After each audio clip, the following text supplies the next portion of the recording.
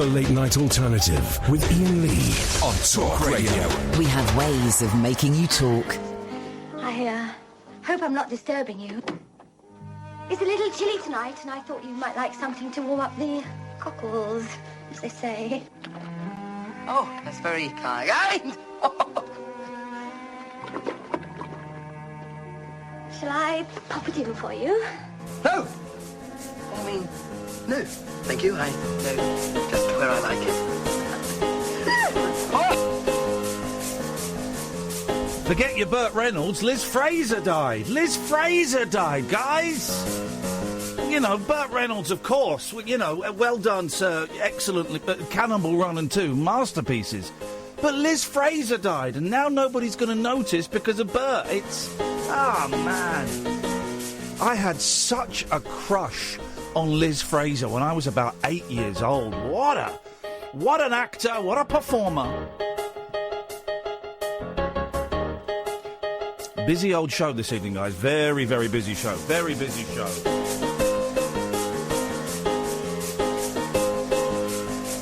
And as you can hear, we're not quite ready for it yet. Just bear with me. Just bear with me.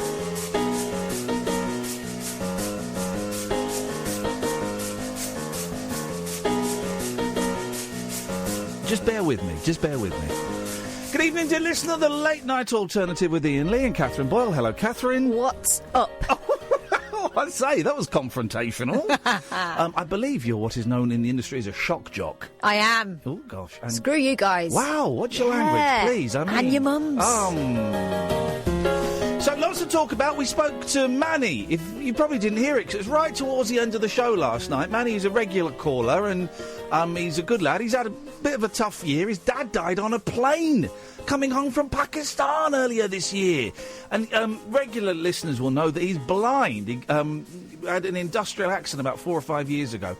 Anyway, his call, he'd been to quite a dark place, but he said all he really wanted to help him feel human again was a job. And so we were like, well, OK, we'll see if we can get you a job. We might have got him a job. I mean, I don't want to say anything. We might have got him a job. We might have done. We'll talk about that briefly tonight. We're going to talk more about it tomorrow, but we can give a little update later on.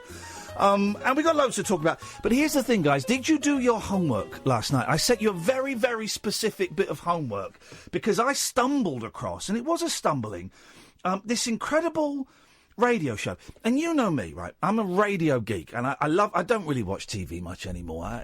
After being let down by Lost and Battlestar Galactica and Fringe, what are you going to watch, EastEnders? I don't think so.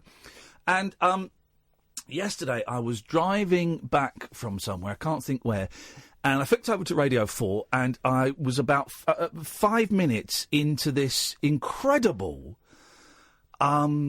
bit of storytelling, and I kind of missed the beginning, and then I got back home and it was still on, and so I listened to it a bit in my car, and then I had to get out, and then my neighbour kind of collared me, and so I missed another little bit.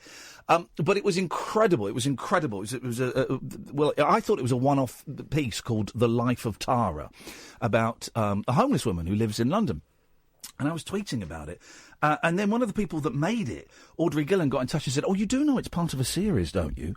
I knew no such thing. I devoured it today, downloaded it. It's on BBC Radio 4. You can get it on the iPlayer. I downloaded it and I listened to the 4 episodes today. There are 2 more to come, I believe. It is, I think radio, you know this, Catherine, radio for me is about storytelling, whether it's a story I've got to tell or, more importantly, on this kind of show, a story that a listener has to tell. And everybody's got a story. They may not think they have, but everybody's got a story. And this show, Tara and George, I don't know what you call it, series, documentary, I don't know. It's two tiny stories, it seems like at first, but they're not. They are remarkable.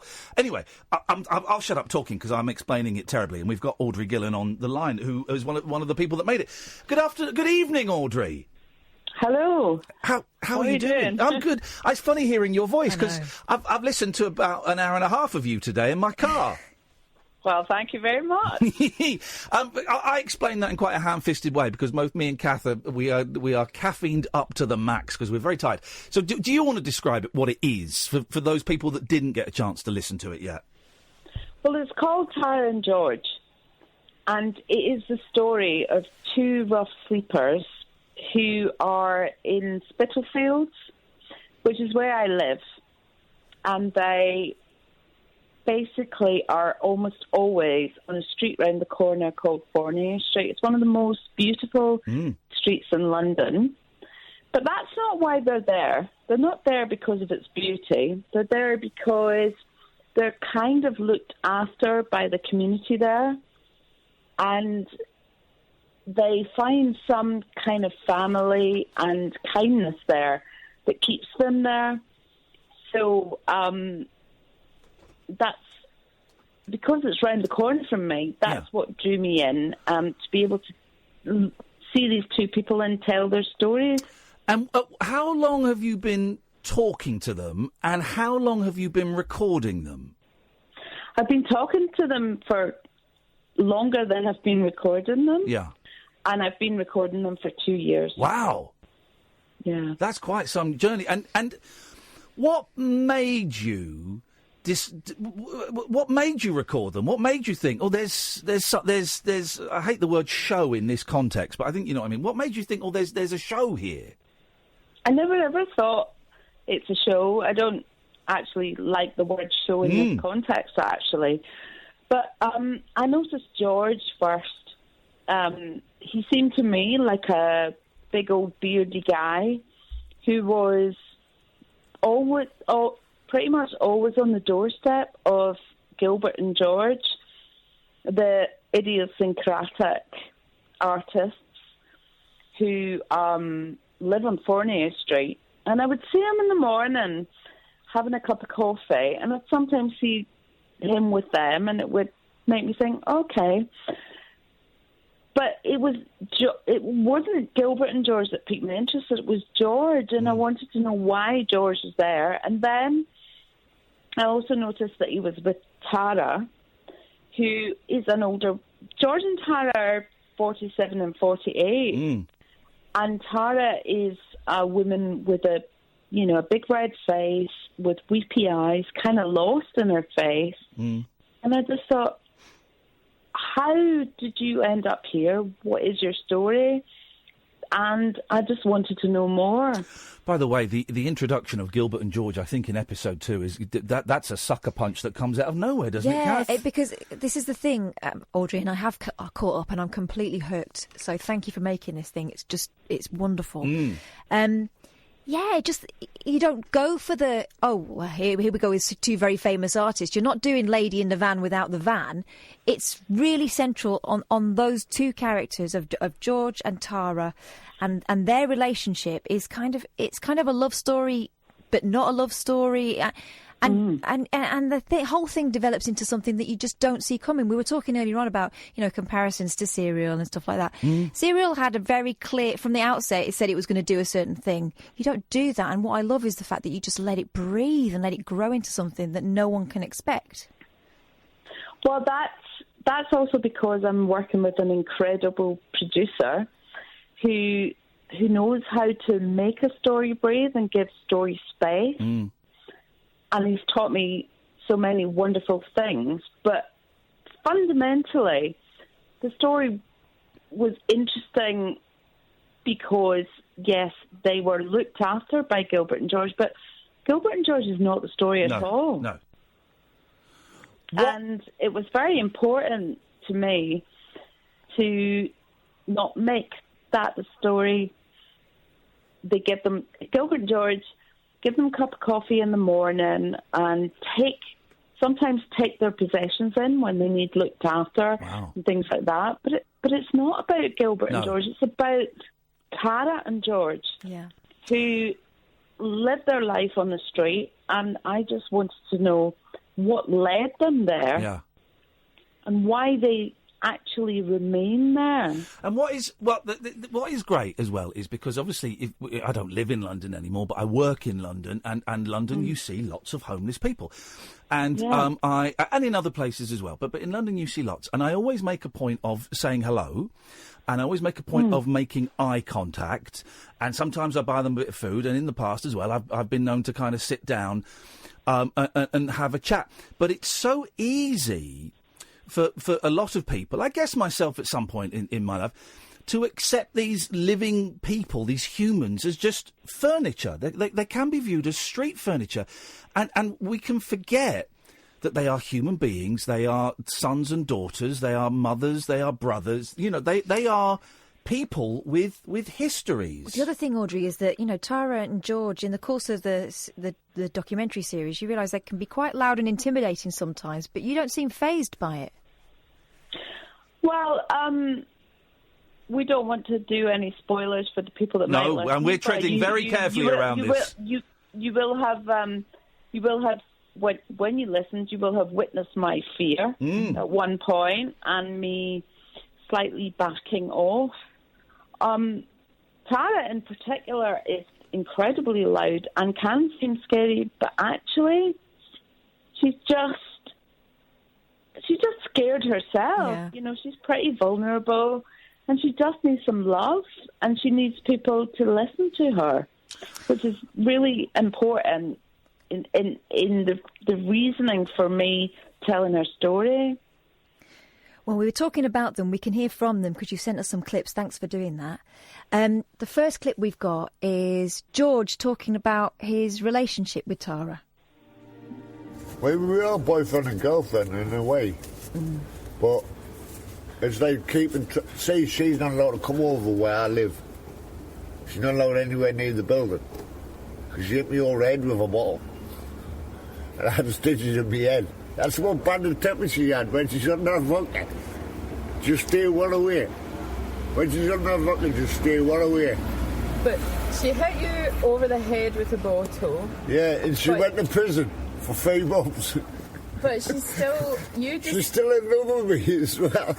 And you're in love with her. But you just told me that it's not sexual. It's not sexual-wise. It's just like kicking buddies. She likes the cuddles. When she goes to sleep, if you don't cuddle her, she wakes up in a grumpy mood. She likes the cuddles. She takes all the blanket and everything. And I'm just letting her. As long as she gets a cuddle, she's happy. If you don't give her a cuddle, she's not happy. She won't sleep. She'll be up all night. Just back up.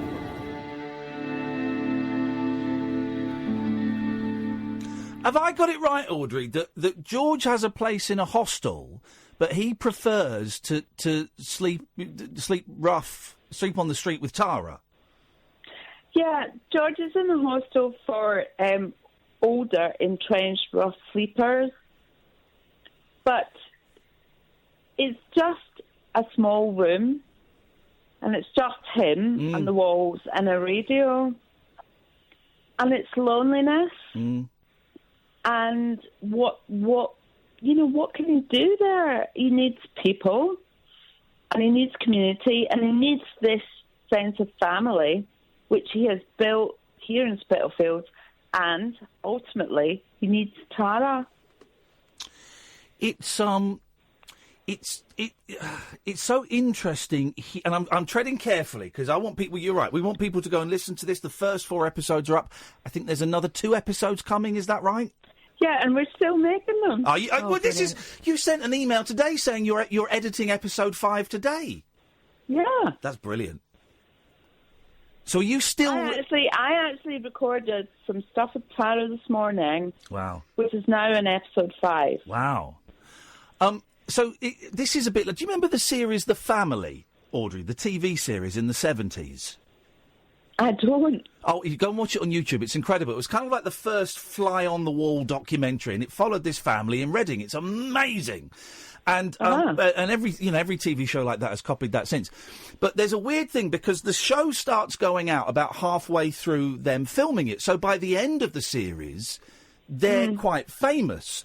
And I was going to ask, how do Tara and George, if you're recording them while this is going out, have they been listening? Are people recognising them? Because you say where they are, you say the street. Are people speaking to them about it?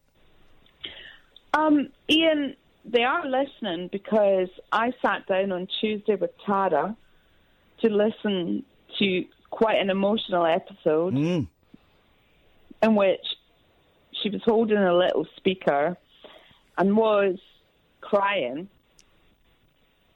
and needed a hug. Oh. But at the end of it, she said, that was lovely. Oh, well done. There you go.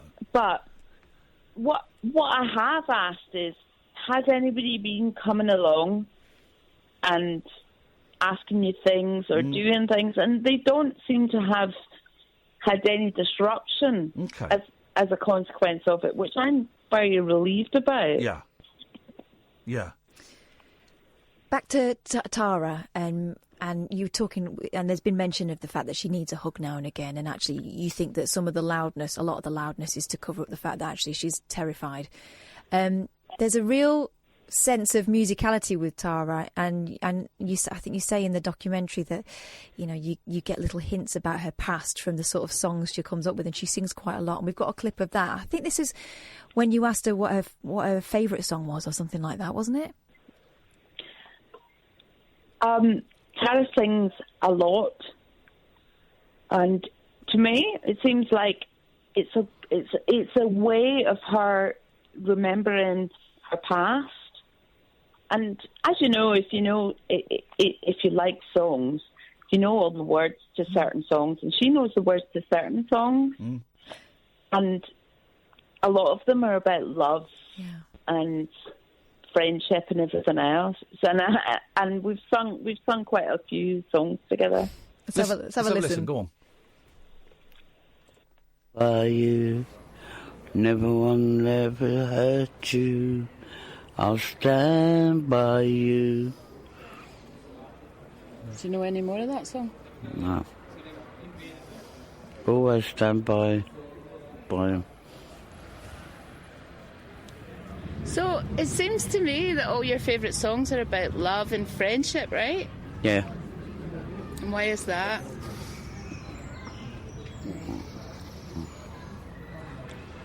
Because it's all about love, friendship. It's about knowing each other, learning to know yourself, and learning to know who cares and who don't care. When someone breaks your heart, it's a hard thing, but I love someone and it's very strong. And it's a bond you could never break. By the way, brilliant use of music in there as well. Gorgeous. And again, treading carefully, because I don't want to give away too much. But, you know, a lot of homeless people have drug or alcohol dependency. Not all. Some of them have mental health issues. And a lot of them still have living family members. You know, some close, some slightly distant family members. And this isn't giving away too much. You obviously kind of look into that. Were you surprised by what you found and the responses that you got? And I'm treading carefully, so you can say as much or as little as you want without giving it all away. But were you surprised by the reactions you got when you started looking, around Tara and George?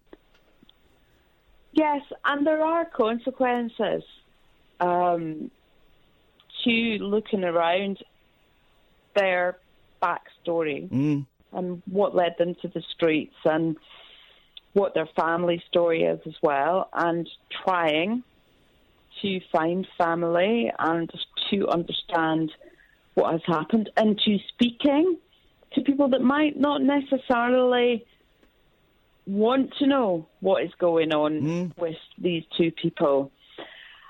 And so that is a very difficult area, and for us working in that area, it has made us think, the rippling consequences of looking into the background of how these two people ended up here, what their stories are. But ultimately, this is about their stories And in order to explore that, you do have to do as much as you can to find out what led them there. Are they happy? Sometimes very happy. Yeah. Sometimes depressed. If you speak to Gilbert and George, they would say, "Oh, they're both very happy all the time." I don't really agree with that. They have very big moments of happiness, but ultimately, I do think that the hinterland of what has gone on in their life has led to incredible sadness. It's led them to drink. It's led them to various situations that you and I would think were extreme.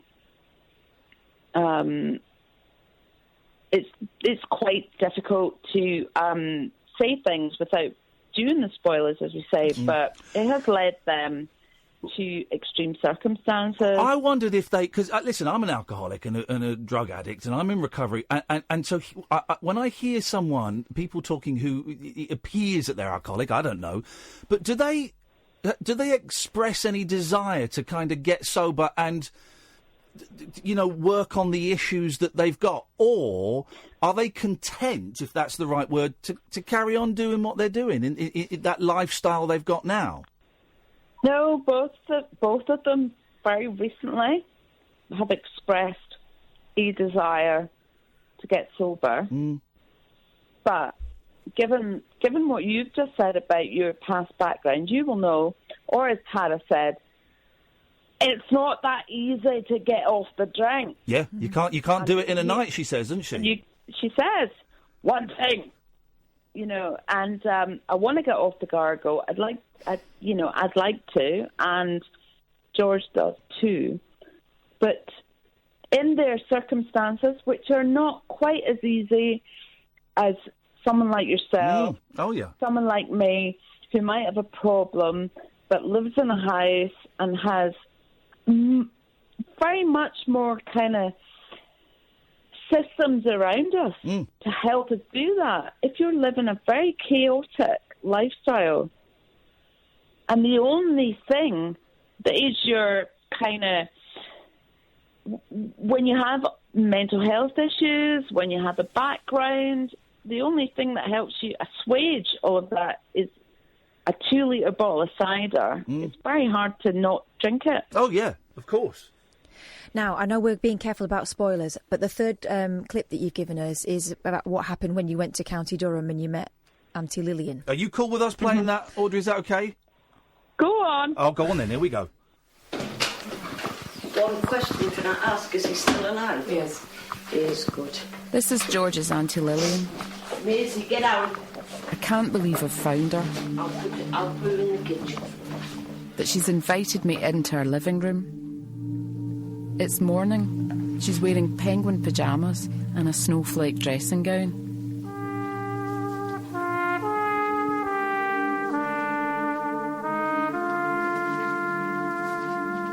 Lillian lives in the former pit village of Nettlesworth in County Durham, just across the back from the semi-detached house where George grew up with his grandparents. So who are all these certificates? Who do they all belong to, these certificates? My mum and dad. And my granddad from Lancashire. I could have sworn I had his birth certificate. It was the street names that led me to Lillian's door. Shaw Street in Spennymoor, Front Street, Nettlesworth. Addresses I'd found on birth and marriage certificates. And that's Auntie Lillian, George's auntie, and that whole every episode, but that was, I found, a real eye opener. Yeah, and again, we talk about the sort of ripples, the impact it has. Thank you for making this, Audrey. It's just wonderful. I can't wait for the next one. They're a remarkable couple. Honestly, they're an incredible couple. The stories are, just small, but I've said this before. I think we're all, a couple of bad decisions, a couple of paychecks, a bad bit of mental health. So we're all yay close to being homeless, and I think most people don't realise that. And the fact they've been doing this for so long and have survived, they are survivors. That's what's incredible, I think. And that's the important thing about the story, is to be able to let people hear their lives. And perhaps, and what I've had in response to this is people saying, I think differently now. I will walk past someone and I will look them in the eye now.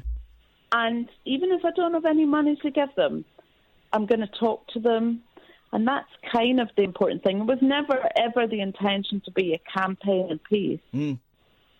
Although I have to say, the Spitalfields community, I just heard from the rector of the church, has just raised almost £5,000 as a consequence of the programme. I didn't even know anything about it. Wow, how have they done that?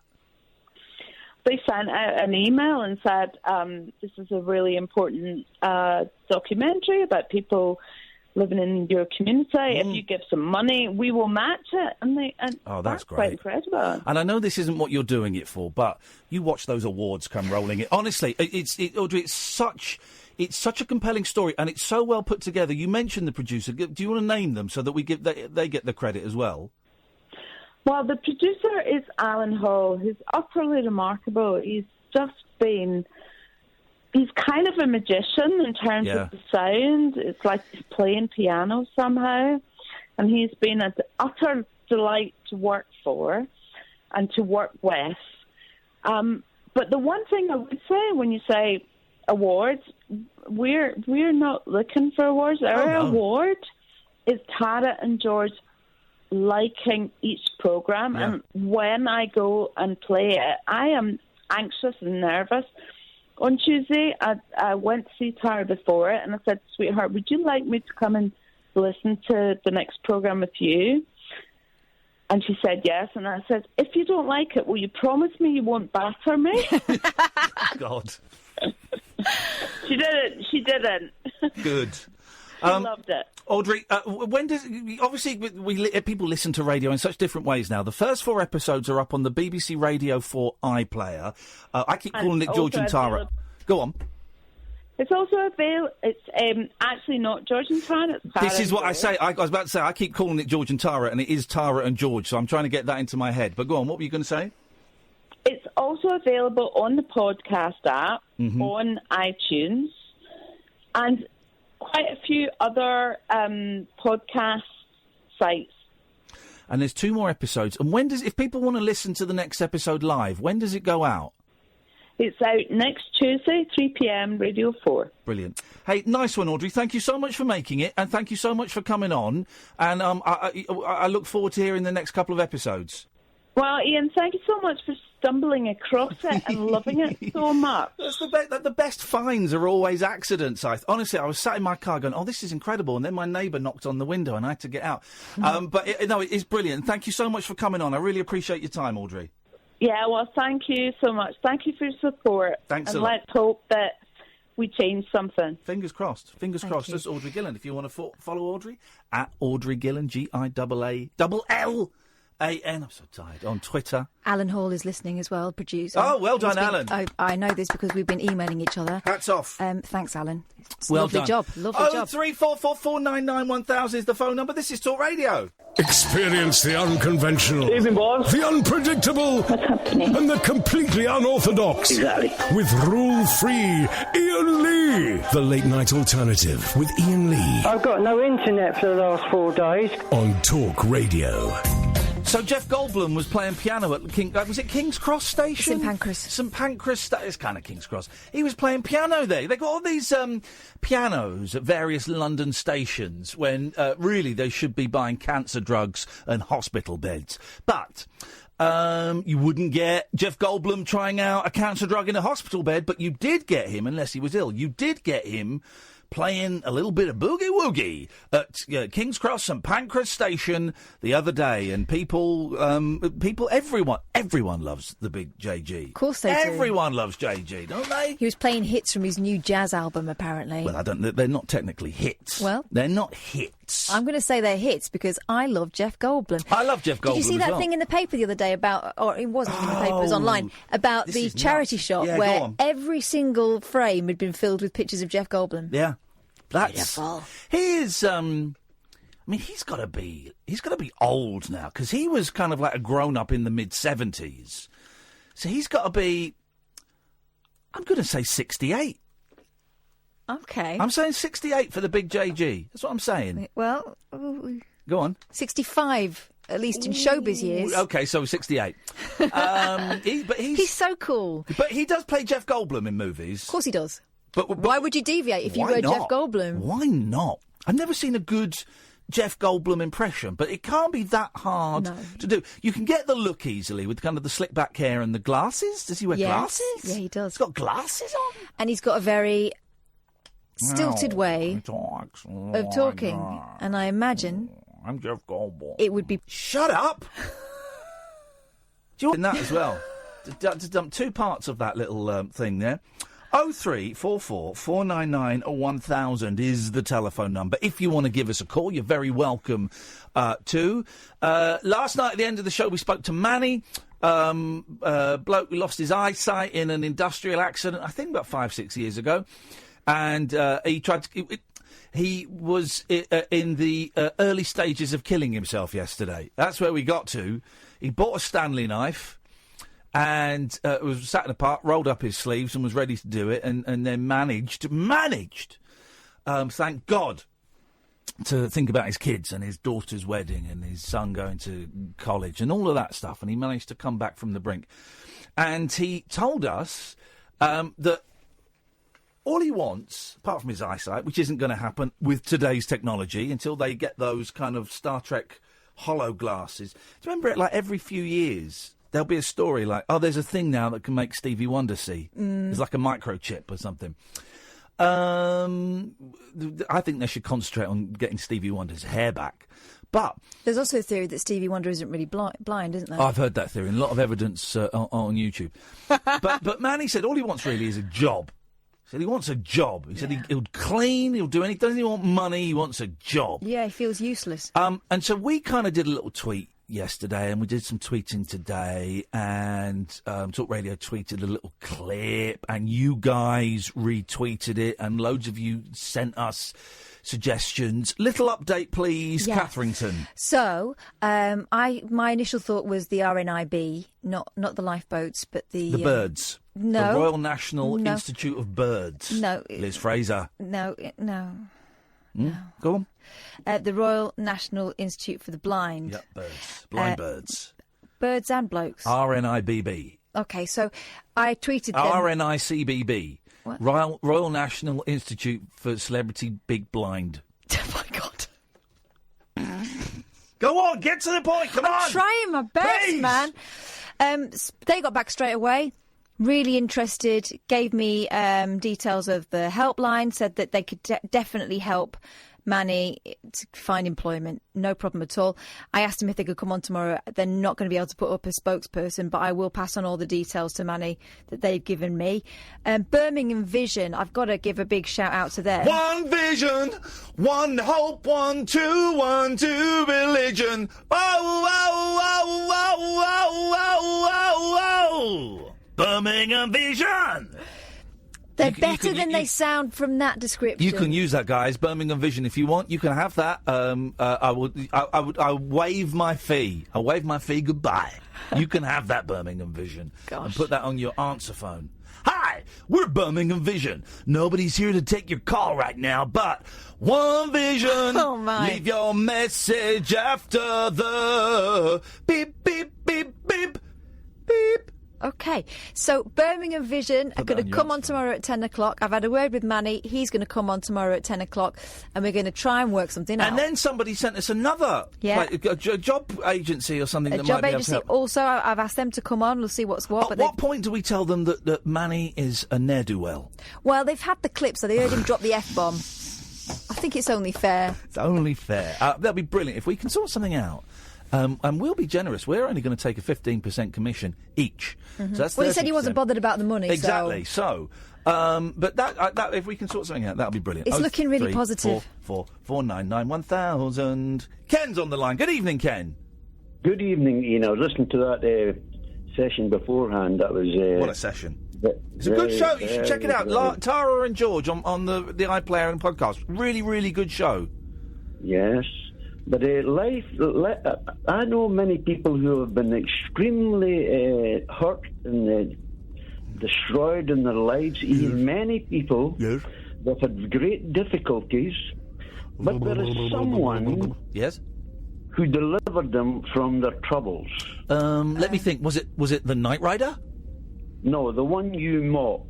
The one you and James Whale mock. Oh, Ken, do me a favour. Pull your head out of your arse. You don't listen to the show. You don't know what I say about Jesus Christ. I don't mock him. I mock you. I mock you, Ken.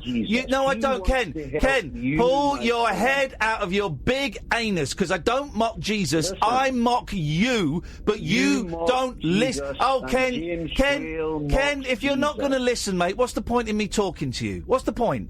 Tell me what the point is. You won't even allow me to speak. No, I do, but you're accusing me of something that I've not done, and you don't listen to me. You're an antichrist. Oh, get stuffed, you sick weirdo. Jeez, you know what I mean? He doesn't listen. What's the point? I don't mock Jesus. I mock you, Ken. I mock you for being a bigot. That's who I mock. I don't mock Jesus. Jesus is all right by me. Allah's all right by me. Bloomin' Buddha's all right by... They're all right by me. I don't really care either way. They're all right by me.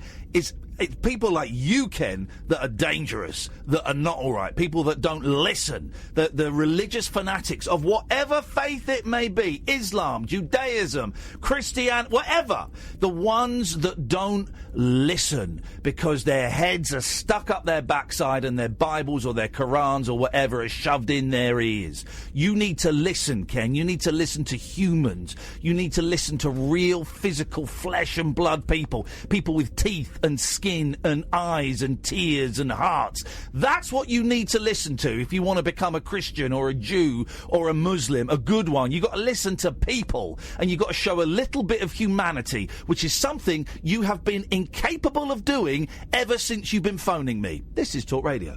The Late Night Alternative with Iain Lee on Talk Radio. Burt Reynolds and Liz Fraser. Liz Fraser, I think, is the one that's got me mind. As an 8-9-year-old boy, oh God, that I was such a crush on her. She wasn't always the sort of sexy one in there. Sometimes she was dressed down a bit, but man alive, funny woman, very, very funny, and just great with the one-liners. You know, wonderful stuff. 03444. I guess she's like the Liz Hurley is the closest we've got now. Oh, shut up. I'm joking. God. 03444 499 1000 is the telephone number. So Dolores Reardon from the Cranberries drowned. Sad, isn't it? Really that was the cause of death. It wasn't suicide that we know of, but she was drunk and was in the bath, I guess. Yeah. Was it? Yeah, in a hotel room. And that's sad. Well, I mean, oh man alive! It makes you think. We're all hanging by a thread. Everything is hanging by a thread. 0344 499 1000 is the telephone number. If you want to give us a call, you can. Very quiet on the phones yesterday. Very quiet on the phones today. What the hell is going on? Maybe Tom Snorbrick... Well, let's listen. Let's see what Tom is doing over there, because maybe he's just giving away fivers. Call up and every caller gets 50 quid. That is not a bad technique. Tom Snorbrick, let's have a little listen live. Okay, here we go. What do you think about anti-Semitism? It's an advert. You ain't paid to be on this station, so you're not getting on. But we do have excellent rates for all advertisers. Probably cheaper than you think. Ring up and say anything they want. If I rang the police and said Eddie Mayer has done this to me, you would be arrested. This is a bit different. That's why. Oh, guys, okay. That breaks my heart that he's gone there. That doesn't work. That show doesn't work there. And so there's a car crash, but let's try this. There we go.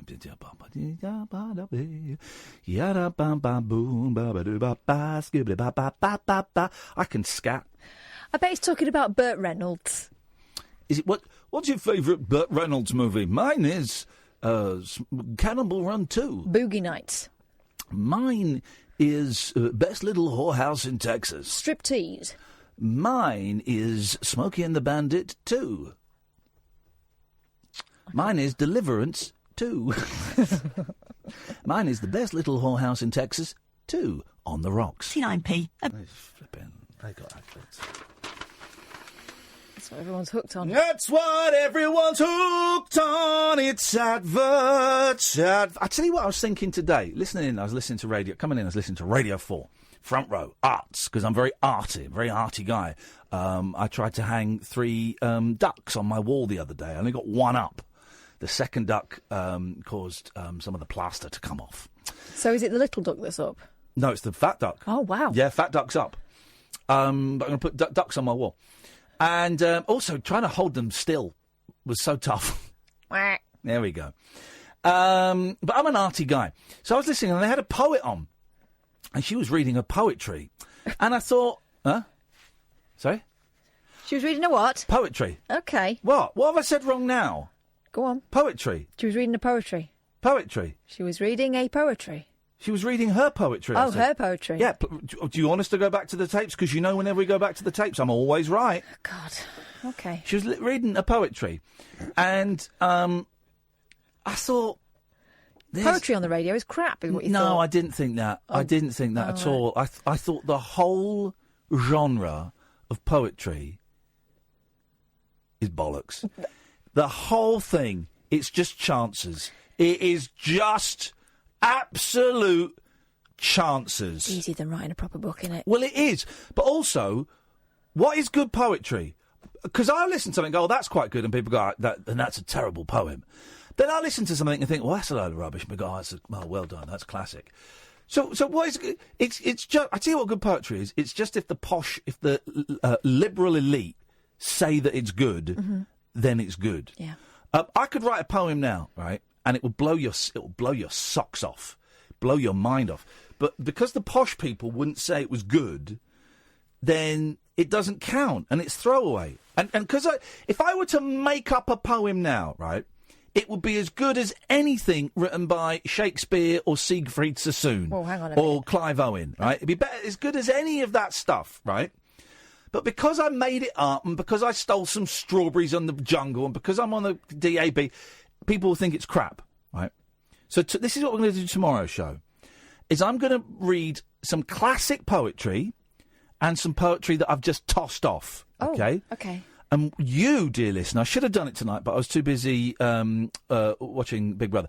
You, dear listener, will tell me what is the great poetry, what is the famous poetry, and what is my poetry. I was once, well, the good thing about poetry is my dad used to pay me to learn it. So I made a tenor out of Tiger, Tiger, burning bright in the forest of the night. What immortal hand or I could frame thy fearful symmetry. Yeah, and gosh, you say it with such passion. I said it better than that. Tenor's worth he got. Here we go. A heart. A leg. An eye. That's love. Now, who wrote that? You. No, I didn't. That's Wordsworth. That's shite. No, it's Wordsworth. That is Wordsworth. Isn't it? Have you heard it before? That's a famous Wordsworth. Is it? Never heard it. Yeah. I wrote it, and I convinced you it was Wordsworth. I did write it. I did. And I convinced you it was Wordsworth, because you haven't got a clue, because no one's got a clue, because no one wants to appear dumb. And to the lady that tweeted me and said, it's a bit loud tonight, bit shouty, turn your radio down. I wrote that. There are holes in the sky where the rain comes in. Yeah. But they're ever so small. That's why rain is thin. All right, Spike Milligan. Next. You can't get it past me. It's all up there. It's all up there. It is all up there. Teach you a lesson. Some of it's down there. Yeah, there we go. Thank you very much indeed. Let's listen to LBC and see if they're giving away £50 notes to callers. A lot of people had this information to hand, and I'm sure they could have... Imagine if we just opened up the lines there and we listened and it was Alan Caddick. and then it was Rainbow George. And then it was some of our other stupid callers. Swines! Palestinians who shout death to America subjected to a few. So at the moment where you've got the United Nations ambassador... OK, it's anti-Semitism. They would... By the way, before you get ideas, George and Alan Caddick and all that lot, you'll never get through their screening process, so forget it. Hello, caller, you're on the radio. Ian Lee's a legend. Ian Lee's a legend. La, la, la, la, hey, la, la, la, hey. I can't disagree with that. Lou Dirty Rat, Telly Catherine and Sex Ban. Booby Bahubby. Catherine Tilsley threatened her husband with a sex ban. Sex ban after he suggested she unblock their loo with her bare hands. I've done it. I've done it. Sometimes when it won't flush, you just got to put your hands in there and pull it out or break it up. Sometimes only a fist will do. The ex-Coronation Street star posted online a text exchange with husband Tom Pitfield. He's shorter than she is. Celebrity couples where the man is shorter than her. Any couple that Tom Cruise has been in that we know of. 0344 499 1000. Dustin Hoffman. Yep. A text exchange with husband Tom Pitfield when she complained that their toilet was not flushing. The actress who played Corrie's Eva Price messaged him, "Babe, I'm from Manchester. Babe, toilet is blocked." In a flurry of text, he replied, "Get your hands down there. Empty paper into a plastic bag. Job done." But mum of one, Kath, 34, who appears on Loose Women, warned, Oh my God, what a description. I'm from Manchester. "If you ever want to see my boobs again, you'll retract that stupid suggestion. I'm a princess, Tom. A princess FFS." She then shared their plumbing woes on Instagram and told her 440,000 followers this is what social media was made for. Cool story, sis. A Loose Woman presenter telling us about her blocked toilet. That's forget the all the uprisings and the political espionage.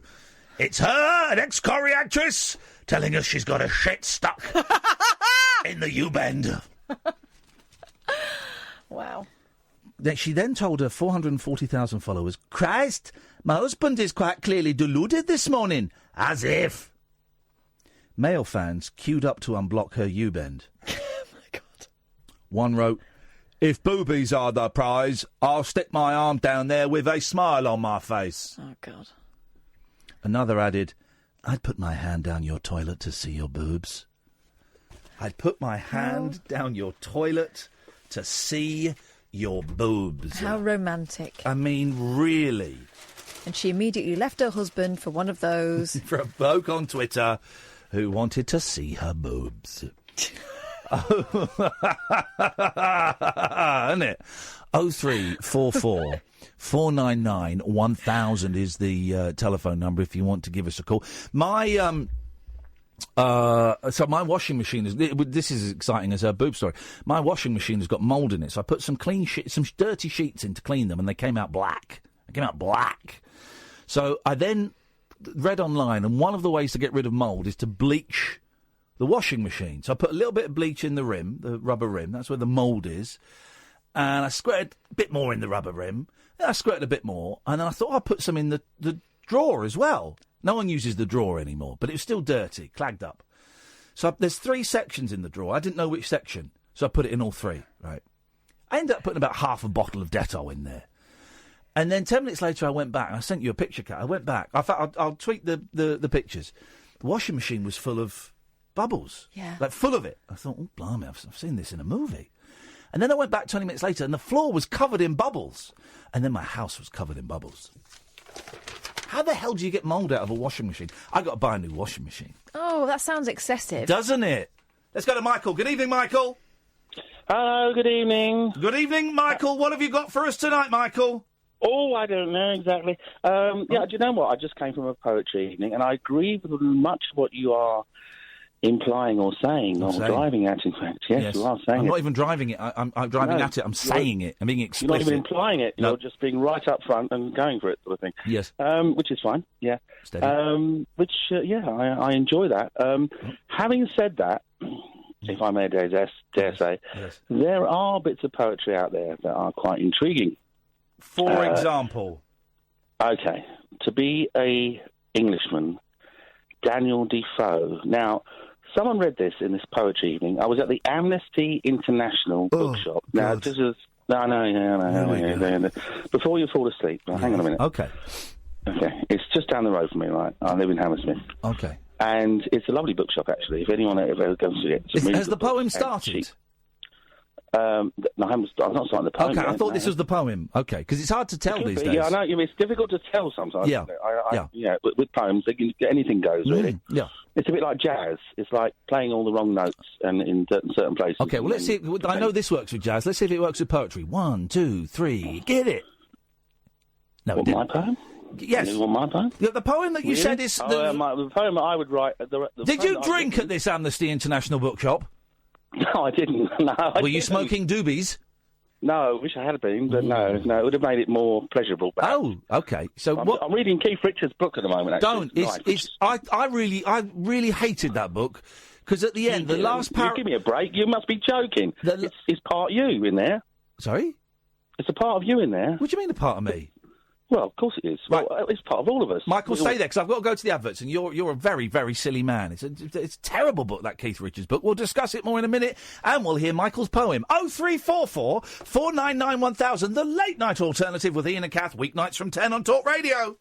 The late night alternative with Iain Lee on Talk Radio. We have ways of making you talk.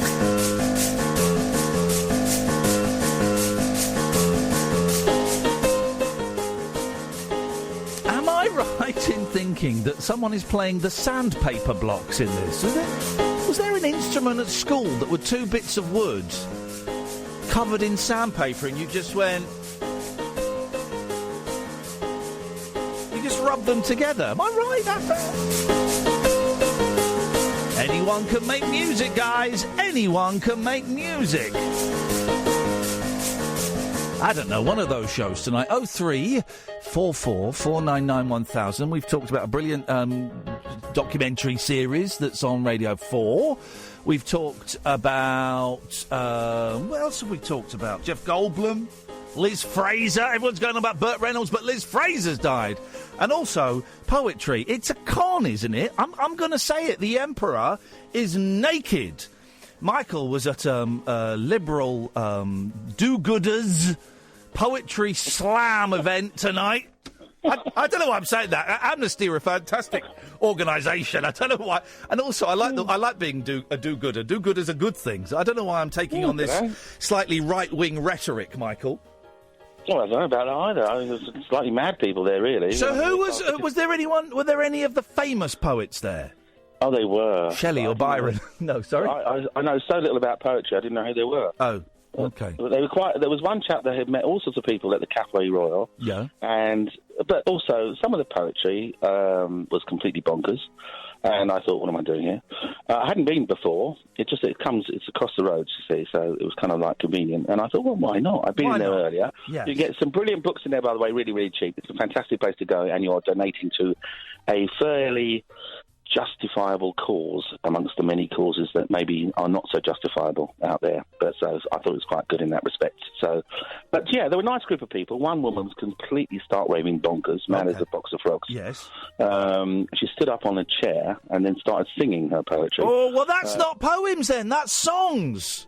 Oh, no, it was poetry, but she started to sort of, like, do a bit of singing in the middle of it. If you are singing the poem, it's a song.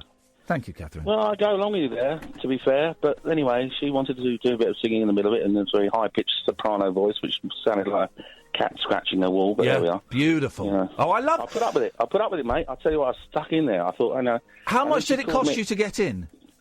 Oh, nout. Okay, well, that's good. I do like events, and you don't get so many now, but I do like live events where at least one of the performers is a nutter. Where they've got their concept of what is acceptable in a public arena is way off the league from the majority of people, and she sounds like one of those dudes.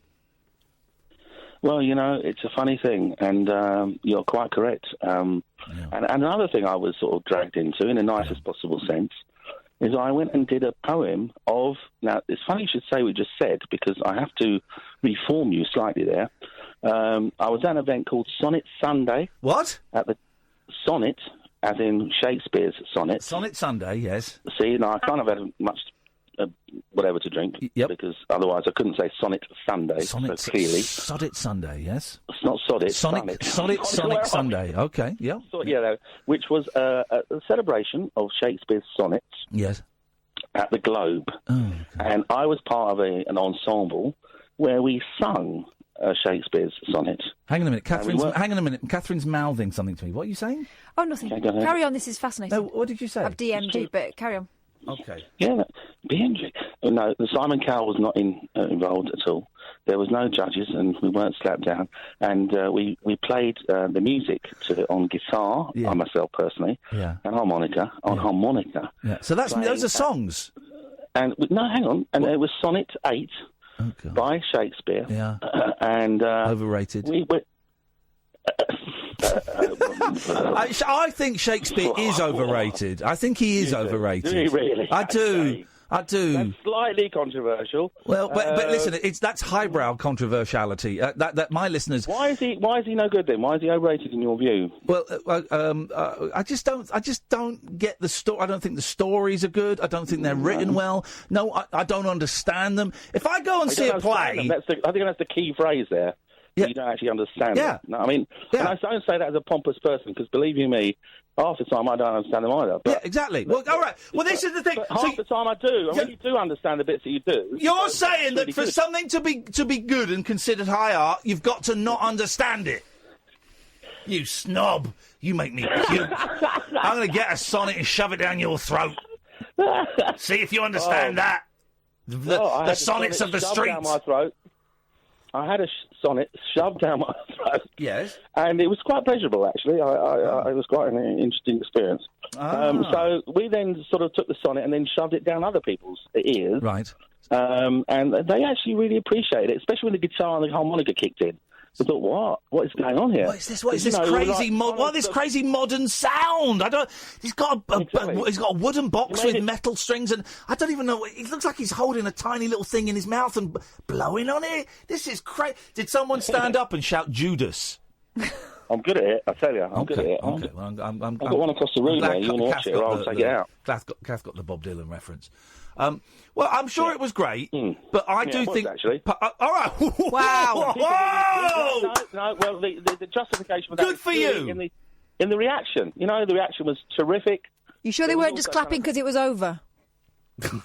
Oh, I say. That was quick. Just checking. Away your claws. Yes. Well... Why don't you? There we go. It's got very camp all of a sudden in here. Let's let the camp this out. Well done, you, for defending your art. You've passed the test. Look, I was at a wedding festival last weekend. Okay, the wedding festival. I'm rocking it with the boys. Right. Yeah. Yep. Farrell Williams made an appearance, which was fantastic. Who did? Farrell Williams. Sorry, you mean Pharrell Williams? Oh, thank you. Oh, you Farrell Williams. I didn't say it right now. Farrell Williams. Farrell Williams. He's a snob. Farrell. Or are you it was the pug version. a massive racist? Farrell Williams, he comes out and he attacks the audience. They're not happy then. He's like more of an animal. Yeah. Farrell Williams. Okay, I did the joke. Yeah. It was good, actually. Okay. No, were you still rocking out with the boys when Farrell Williams was on? Not off, mate. Yes. Absolutely. Yes, I was there with my daughter, and she was kicking A. We were loving it. Well, if my kids kicked A, they'd be getting short shrift. I tell you, Fallout Boy, they were good. Anyway, so the point being... Yes, there's a point. Okay, right, yes, here we go. By the way, have we spoken... In the nicest possible way. Have we spoken before, Michael? When? Where? To you? No. It's nice to meet you. Nice to meet you. I mean, what I'm trying to say is I'm enjoing this call and I hope we get to speak again. Oh, God, you're going to cut me off now, is that it? No, I'm saying you're not like Keith we had the other day, who because I didn't like the sound of a TV show he was describing, had a hissy fit. He didn't take the ball away, he stabbed a knife in it. I'm saying, Michael, that you're a good sport. I'm enjoying the banter, classic banter, and I think we'd be friends in real life. Oh. I think you're right. That's right. I think you're right. We don't have to, absolutely. I'm sure I've got to be careful who I say that to, though, because I've got one bloke won't stop emailing me. Oh. The only thing I know about you previously, and I mean this sincerely, I really don't know much about all this talking radio thingy-jiggy. I thought it's really good, though, to speak to somebody like you. Someone famous. Who's wonderfully... a star. No, like you're the bloke in the pub. Who's slightly, well, he would be in the pub. Kilter. Well, a bloke in the pub who's just eyeing up the optics. Yes. Did we get to the point of your call? No. Shelf. Get to the point! What about the poem? Right, Yeah. What do you want? The poem? Yeah, go on. What, my poem? Yeah, sure. A minute? Yeah, go on. I bet it's rubbish. I bet it ain't. All right. All right, I'll tell you what, off the top of my head, I'm not reading this, okay, it's called Salt in a Box, okay. It's Blue Collar News. It's an obsession to retreat from the daily wars. Just stop there. Stop. Because now you're doing, you're doing a poem voice. Okay. This is Stop from the Wars. Do you want a more matey voice? It's an obsession. It dropped from the wars. This is my poem. I'm doing my poem voice. Well, because otherwise you just think he was talking. Right, so what you've got to do is you've got to say, this is... I'm not singing. Give me a break. I ain't singing it to you. So you've got to go, this is The Troubled Bird by Michael in Hammersmith, and please sit back and relax. And then just go into it. Well, the funny thing was, I'll just briefly say that the other one was... Is this the poem? Oh, for God's sake. Put the brakes on for a second. Okay. Look, I'll just read... I'll just say the poem. Just do it! All right. Well, you keep interrupting me, for God's sake. Flipping heck, man. There's people listening. There's not any more! Oh, all right, then. Just between you and me. Yeah, okay? do it! Okay, and the lady's there, right? I'm no lady. Okay. Crack on, will you? All right. Blue Collar News. Is this an obsession? To retreat from the daily wars, where there's metal men in steamrollers who are driving through their laws. We hit the ground. I can't be bothered. It's terrible. Absolutely. I'm clapping because it's over. Absolutely terrible. Shocking behaviour. And I don't get poetry. It doesn't offer me solace. It doesn't offer me comfort. It doesn't lift my soul in the way that music does, or movies do, or video games do. Here we go. Video games are better than poetry. Discuss. Video games is greater than poetry. Discuss. What? It's obvious. Video games are more creative. They're more uplifting. They're more spiritual. They're more artistic. They're more stimulating. They're more arousing. Sorry, what did you say? They're more violent? No, they're not. You go and read Siegfried Sassoon and Clive Owen's poems from World War I.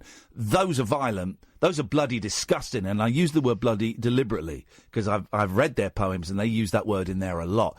Those poems are disgraceful. They should be banned. Those poems. They were poems about World War I, and those poems inspired. That's right, World War II. Grand Theft Auto's never inspired a world war.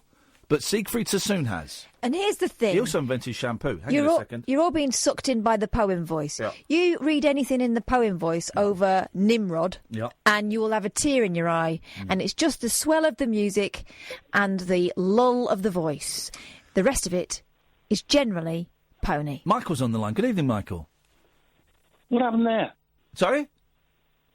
What happened? Well, you did your poem and it was brilliant. You got a round of applause and everyone carried you on their shoulders. Don't you remember?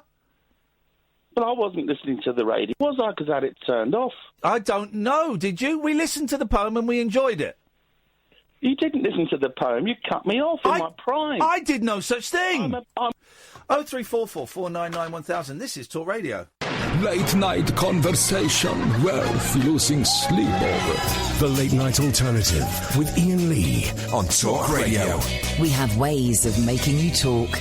0344 499 1000 is the telephone number if you want to give us a call. Phone's very quiet the last couple of nights. I wonder why.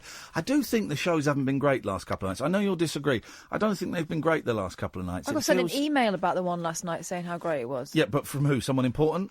Well, a listener. They're important. Nah, they're not a boss. They're not Rebecca Brooks. That's who I want an email from, is Rebecca Brooks to email and say, man, this stuff is incredible.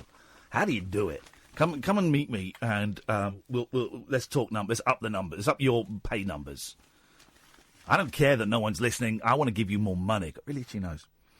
I just feel like the last couple of days, it's just not... I don't know, it's just not had...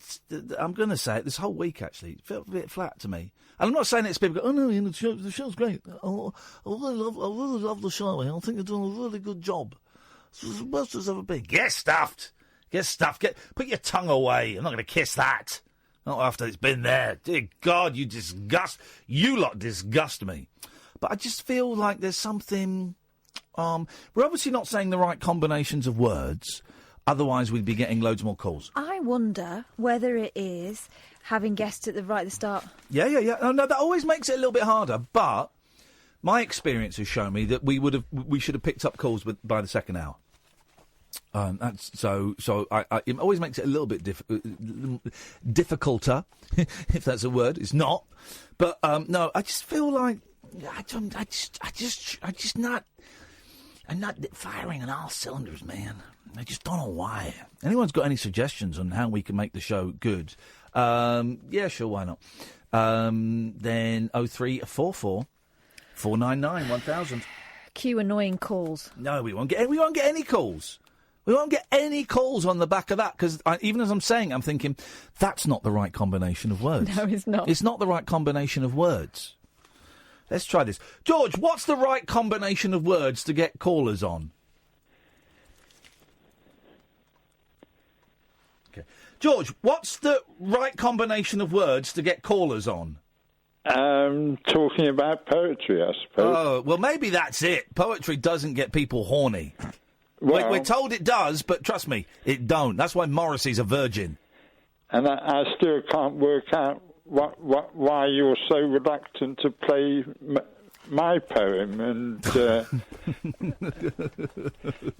I am. Have you listened to it? No, I've been busy. I was busy today. I thought we played it before. No, you never played it. Okay, well, we played a lot of your stuff before. Yeah, but this is. I'm. Okay. I write in rhymes, and I would just like to. The more determined, the angrier you get with me not playing it. I'm not getting angry. I'm perplexed. The more perplexed you get, the less chance there is of me playing it, because then it becomes a thing. Now it's become a thing. It's become a battle of wills. We've locked horns.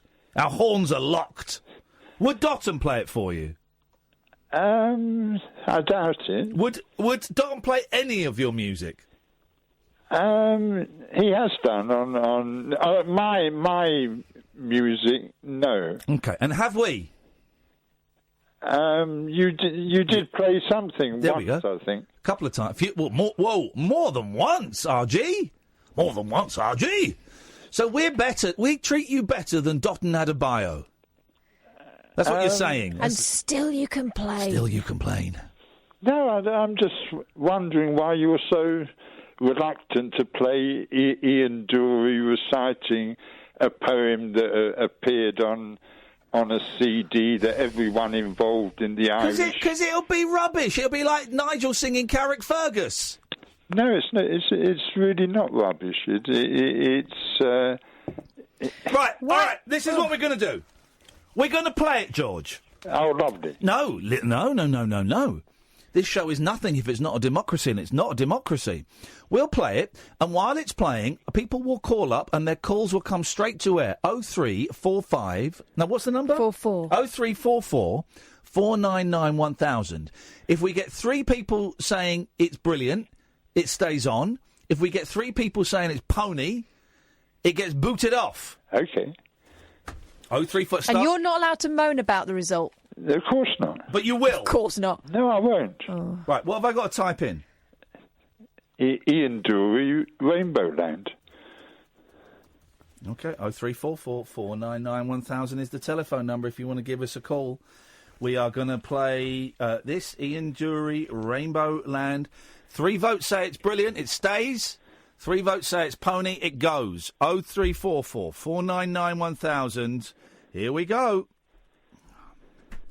A door is being opened that nobody on earth can shut. That door leads... Line 1, you're on the wireless. Oh, my God, this is awful. Get it off, it's pony. There we go, that's 1 vote saying pony, George. Only used for silly money. No politicians, no... 0344 499 1000. Line 2, you're on the wireless. Pony. Pony, OK, that's 3 votes. 2 votes. Not a G, is this good or pony? This is an amazing bag of shite. Okay, well there we go, George. That was it. Your 3 votes. We got. Okay. We got 43 seconds. Okay. You happy with that? No. No, it's a lovely poem. Okay, but that we agreed that would be the deal. Yeah, but I'll say you hardly gave people a chance to listen to what was being said. You could have given Listen it the to first. you Ramona. No. We had the referendum, and the vote went in favour of exiting that poem. I can't argue with that. You can't argue with but I'm saying you never gave it a chance. That was well. They called in very quickly, didn't they? That's their fault. Well, they called in to say it was what they said it was, before they'd heard any of it. Well, that's Britain. Yeah, that's Britain. All right, man. What are you doing tomorrow? I've got no idea. Okay, well, go. You go and see what you're doing tomorrow. And I hope you have a great day, George. Appreciate the call as always. 03444991000 is the telephone number if you want to give us a call. It was fairly done. Absolutely fairly done. People have spoken. The people have spoken. And that's what they got to say. That's what they're saying, man. The people have spoken. A wife who pranked her husband that she had won £250,000 on the lottery. So she said to him, all right, we've won £250,000. Where's she from? Have we? Let's go and buy a new car. I'm only joking, you bastard! Scooped a £1 million win 3 weeks later. Whoa! No, you haven't. Yeah, we won $1 million. Get stuffed. I'm divorcing you. No, we've won. I'm divorcing you. I hate you. I'm running off with your sister Claire. All right, then off you go. You've been seeing her for a while. Yeah, I've been seeing her for a while. Off you go then. Bye. Divorce comes through. She's got £1 million. Goes and buys a castle and shacks up with Elton John and his wife Renata. Self-employed carpenter Daniel Pert, 27, did not believe Charlotte, 28, when she called him at work to tell him of the win, and he passed the phone on to his brother. That's suspicious. He didn't believe his wife? Oh, maybe she's a bullshitter. Well, she said... Have you not listened to the story? I know, but maybe she's got form. Yes, she has got form. She said 3 weeks before they'd won quarter... No, I mean from before that. No. Like, she's always doing it. She's just a liar. Well, of course he's not going to believe her, because 3 weeks before, she'd said we've won £250,000. Yeah. And he bought a car. Yeah. Don't know if that bit's true. She matched 5 numbers on Euro Millions Hot Picks, or as I like to call it, the idiot tax, in the draw on August the 28th. I don't believe her at all, because we like to wind each other up, said Mr. Pert. Here we go. He said it was only when she sent him a screenshot of the winning message he realised it was true and was stunned. Oh, I hope this is still a joke. Do you know what? We'll take that. I hope this is... I just listening to George and Tara and George has made me think, OK, we can do something. I hope this is all still an elaborate joke and she's bought like a big giant cheque but it's all fake. Mm. Admin worker, Mrs. Pert, added, he didn't believe me. Actually, he said, I can't talk to you right now, love, and put his brother on the phone. It was definitely crazy and not a normal day. She added, the couple who have 3 children together and own a 3-bedroom home in Whittlesey, near Peterborough, are now planning to buy a larger house. Mrs. Pert used the last one... Well, good for them. It's good for them. I'd like £1 million, but not enough to do the lottery. The lottery is a con, right? It's a con. It's an idiot tax, unless they're advertising with us, in which case you go out and buy as many of those tickets as you can. Dion, would you do the lottery? Jesus. Hello, Dion. Yeah, I'm here, mate. Yeah, OK. Well, just when you didn't say anything, it made me think you weren't. Do you do the lottery? I didn't know you put me straight through. Yeah, well, I said your name. Do you do the lottery? I don't gamble at all. Oh, the lottery's not really gambling, is it? It's not gambling. No, I know that. I know what you mean. Well, it's not, because gambling is like horse racing or roulette. Lottery's just buying a ticket. Lottery's like going to a theatre show or a movie, but not actually seeing the movie.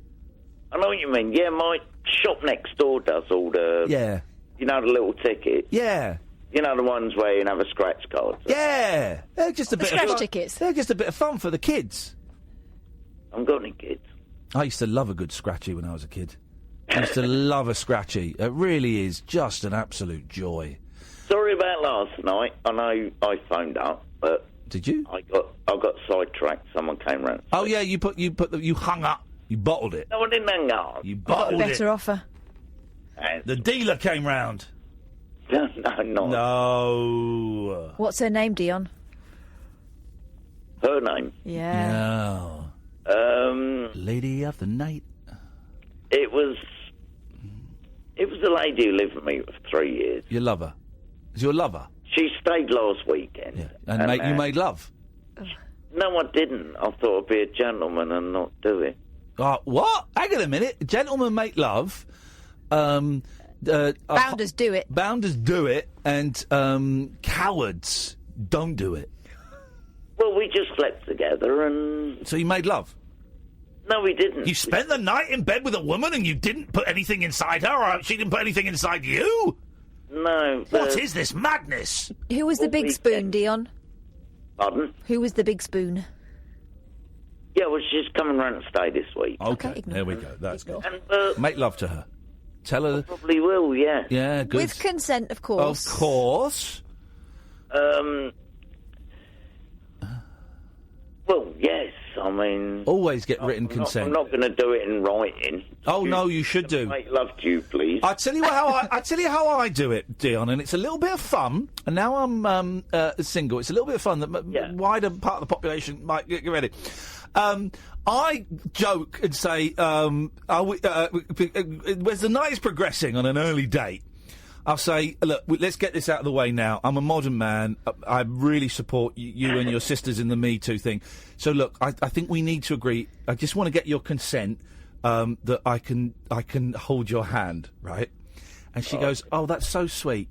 Of course you can. I say, look, just because I've been on the telly and stuff, this is going to sound funny, but I really need written consent that I can hold your hand. Would you mind? And they go, oh, that's so weird, but do you know what? That's fine.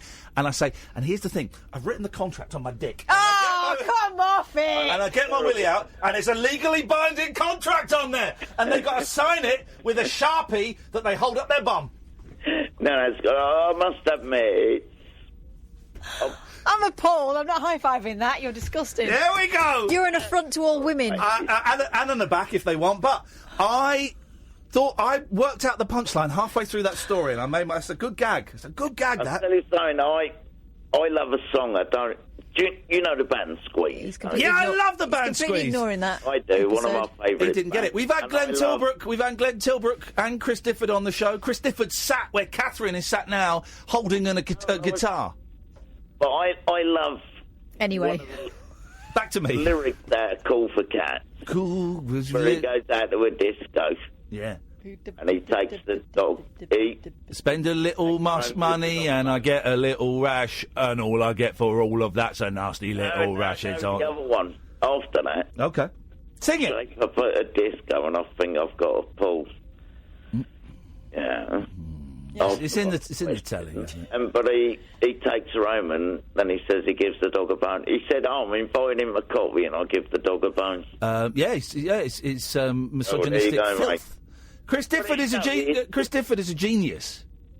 Yeah, they're absolutely brilliant. He's a poet, but he turns them into songs and makes them good. Because if they were poetry, they'd be rubbish. You can relate to it. Yeah.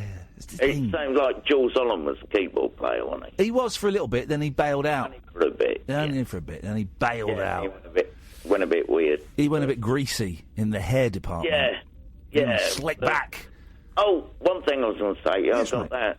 Remember I was telling you a couple of weeks ago I ordered a samba and subwoofer. A samba? You ordered a samba dance? Oh, a sandbar, yes. A bar of sand, yes.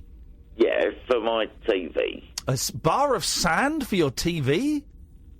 Come on, mate. Trying to be serious. A sandbar and a subwoofer. A sandbar and a subwoofer, yes. Sandbar and I said it was £64. Yeah. Said, that's too cheap. Tell you something, mate. It's 150 watts of absolutely beautiful sound. Well, let's hear it, because a £64 soundbar is going to be rubbish. It's It's not. It is. It's not, mate. Take my word. It is, buddy. Okay. Okay. My soundbar's bigger than yours. Go and tell Dotton about it, and I bet Dotton will tell you it's rubbish. I don't really listen to him. I don't like sanctimonious gits. Okay. Well, are you talking about his callers? Because you can't be talking about him. Well, yes, him. Okay, thanks for your call, Deal. Outrageous. His callers are absolute a-holes, but he's a guy. Don't listen to this station, 1 o'clock. When we finish, Paul Ross comes in and goes, all around the world. You can travel all around the world without even leaving your bed. Paul Ross. Paul Ross. 0344 499 1000. This is Talk Radio. Uncut after-hours conversation for the up all-night generation. The Late Night Alternative with Iain Lee on Talk Radio. We'll get you talking. My hero, my absolute hero, and when my kids talk about inspirations, I always point them in the direction of this guy, Elon Musk. Oh, God. The guy's a legend. He's an innovator. He's rich. He's so rich, he can libel people and call them sexual child rapists, because even if they sue him, he don't care. British diver to sue Tycoon Musk for calling him a child rapist. A British diver who helped in the rescue of the trapped boys from a Thai cave is to sue Elon Musk for branding him a child rapist. Vernon Unsworth said he was preparing to start legal action against the Tesla billionaire immediately. The 63-year-old is considering using Thai courts because they could hand Mr. Musk a jail sentence. Oh, Donald, where's your trousers? You pervert. He's also mulling defamation proceedings in London and the US, where the tycoon is based. The diver from St Albans in Hertfordshire... there's a joke there, isn't there? He's a Musk diver. Oh, come on, man. No? You're not behind that? We've just got over the flipping Sharpie incident. I didn't say it was a Sharpie. I did, actually. The diver from St Albans in Hertfordshire described Mr Musk's allegations that he had a child bride and had moved to an area notorious for child sex trafficking as was 100% untrue.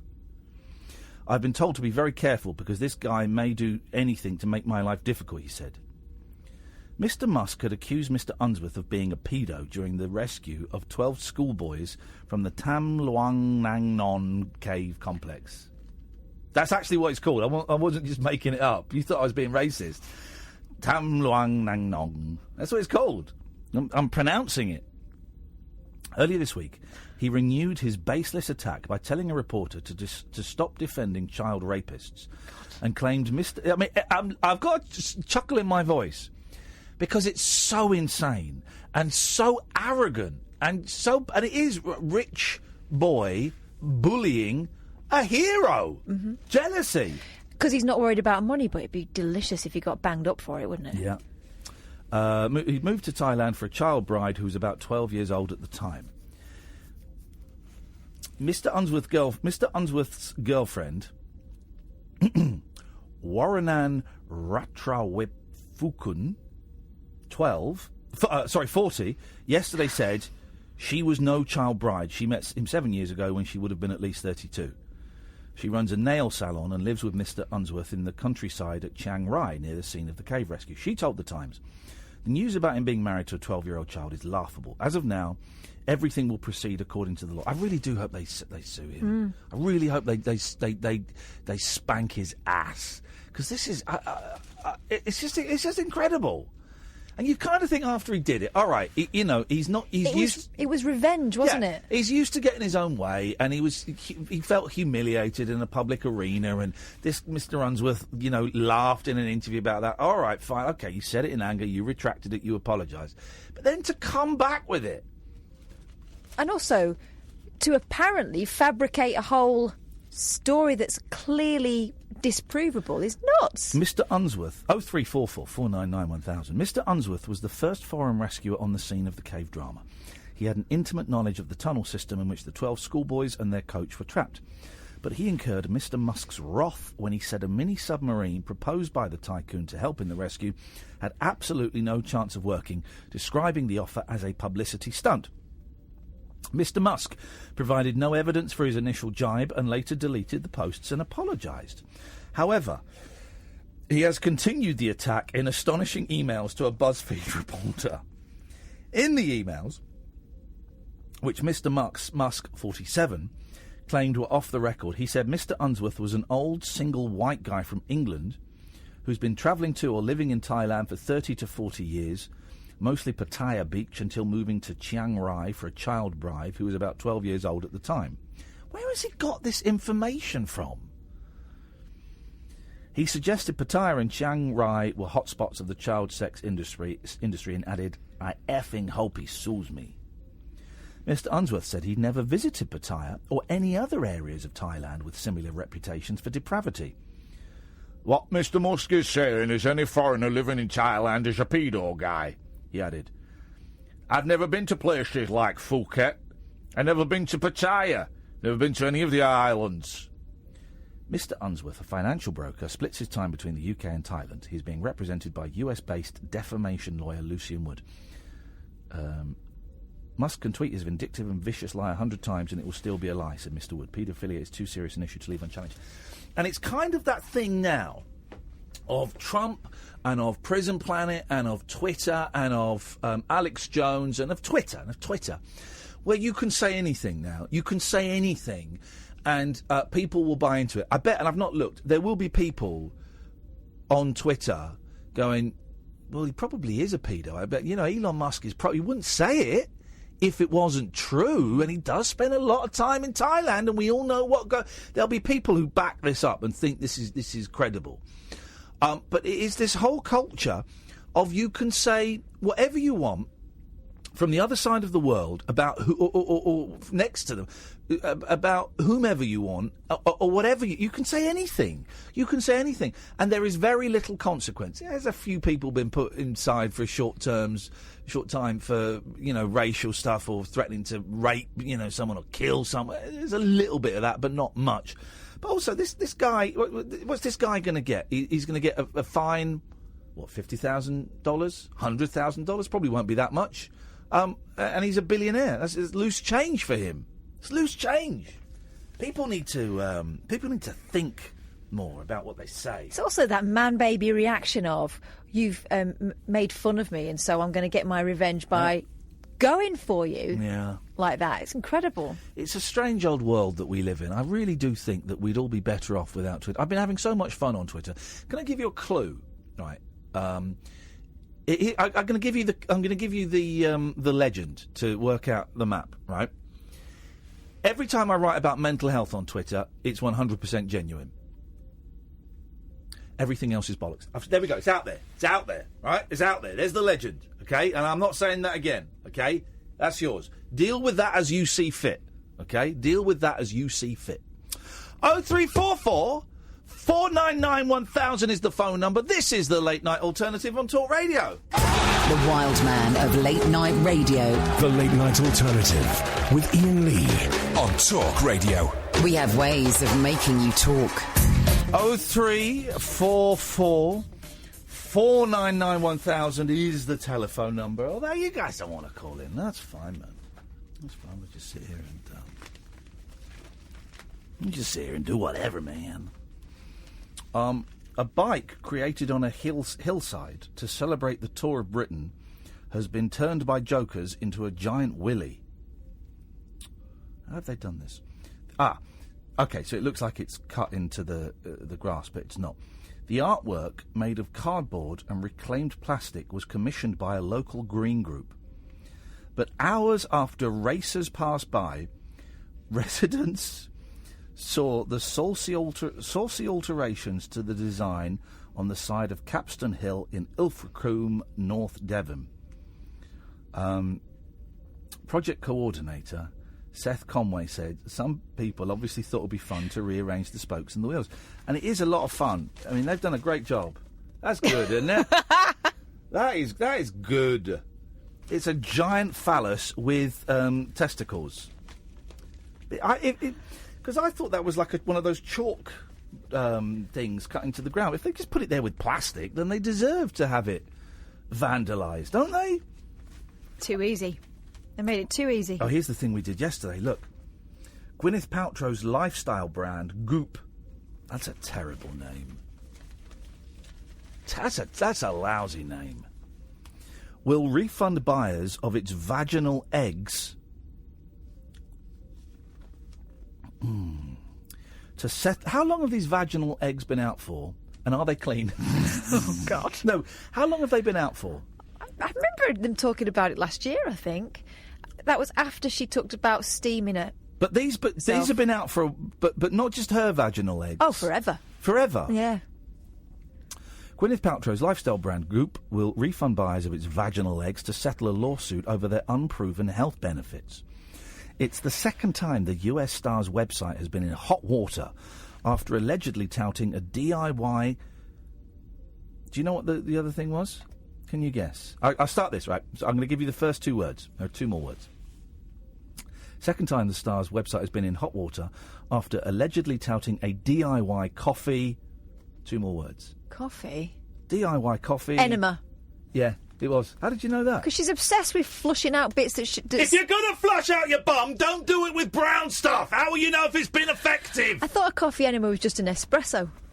No. Taken the usual way. DIY coffee enema Why kit. she always this suggests to me she needs to get a proper hobby and someone needs to buy her some books. She's forever messing about with her holes. Was she the one married to Coldplay? Yes. Well, that explains it. She must have been bored out of her tiny little mind. Goop is still selling the egg-shaped stones, which boast of boosting sexual energy. God. But a Californian district attorney task force insists the claims are not backed by competent and reliable scientific evidence. Goop has agreed to pay £112,000 in penalties and offer refunds. Paltrow, 45, first plugged the eggs on her website in early 2017. She claimed the £51 jade stone improved orgasms,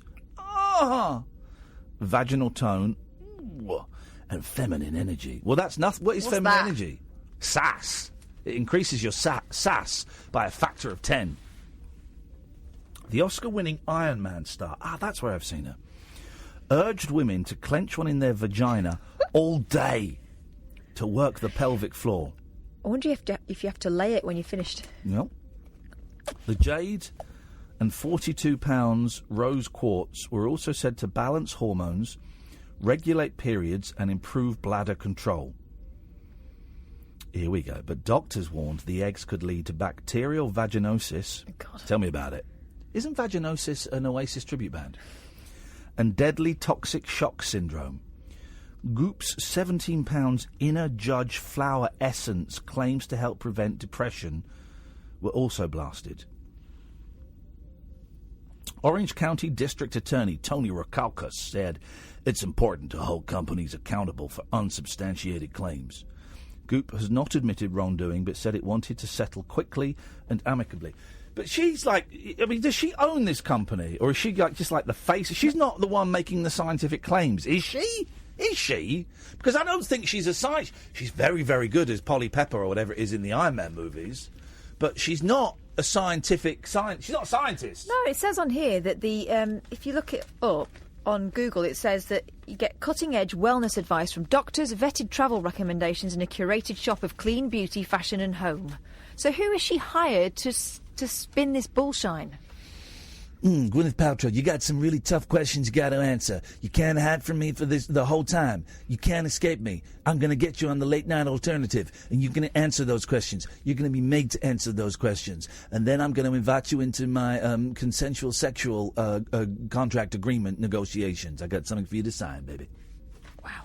You're going to consciously couple. Gwyneth Paltrow, you're going to be on this show. We are going to hunt you down, and we're going to ask you the questions about your vagina eggs, and you're going to answer those questions. You think you can hide? You can't hide. You can never hide. You can hide, but we'll find you. We'll track you down, because what you don't know is your vagina eggs, I got my hands on them, and I put a little 6-inch transmitter on the side of one. So when you inserted that in you set off a whole chain of events that you're never going going to be able to escape from. There's now a 6-inch transmitter in your vagina attached to your vagina eggs, and we're tracking you. Can you stop saying vagina, please? Oh, okay, but I just got to say it one more time. Your vagina is going to grass on you, and your ass is going to...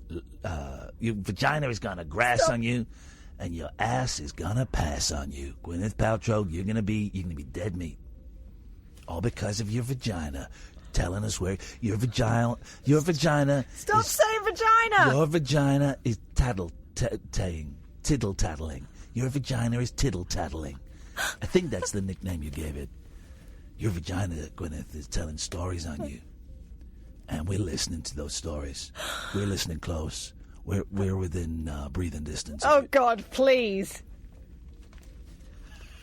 Coming up on the show after midnight, it's Gwyneth Paltrow's vagina. With me, Matthew Wright. Hi, I'm Matthew Wright. We're joined today by Gwyneth Paltrow's vagina. I like Hawkwind. So, Gwyneth Paltrow's vagina, what's it like having an egg shoved up you? Well, I don't want to make off me, no. It's Gwyneth Paltrow's vagina. Matthew Wright. Matthew Wright. Oh, I want to rip a baby's head off. What? A Brit couple romp in an alley next to a passerby in the historic Croatian resort of Split. Oh, God. The lust-crazed pair were filmed by angry locals. They were so horrified they filmed it. Woken by their noisy antics. That is sexy pictures. These are sexy pictures. There's a lady, it looks like she's wearing tight shorts and a little boob tube up against the wall. A guy's kissing her and he's pulling her shots down and he's rubbing Gwyneth Paltrow's vagina. Then they're having sex on the floor. Oh, blimey. And then there's a picture of a man walking past them, and they've put speech bubbles in. The Sun have. So there's a couple on the floor doing it. Man walks past going, this is a really tight alleyway. Couple says, you can say that again. That's what they've done. Gosh, high fives all round. That's what they've done. High fives Low all fives round. for these two. Low one. First, the woman, her bottoms round her ankles. Well, that's a bit rude. She looks very pert. Is seen passionately kissing her lover. He then lifts her against a wall before they roll on the floor, carrying on regardless in front of the male pedestrian, who looks a bit like Dermot O'Leary. He does. One resident fumed.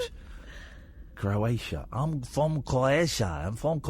What does Croatian speak like? Is it speak like this? The British girl was mourning. We saw alerted the entire neighborhood. I needed to explain to my kid why this woman was so loud and told them she was not feeling well. They had sex against the wall and on the ground, relaxed like they were in bed at home. I'm going to say it. I was jealous of her. I don't believe in this person. I think it's just the newsroom writing it. Another local said, have they no shame? It may be okay to fornicate in public in United Kingdom, but it is unacceptable here. This is not the first time the young British tourists have had sex in the street, not caring who is passing by. Residents leaned out of windows to picture the steamy session in the ancient Varos district. One group of lads even hid behind a nearby wall and filmed the romp. Despite the disturbances, locals did not call the police. Do you know the Randy couple? Call the Sun on 0207 782 4104.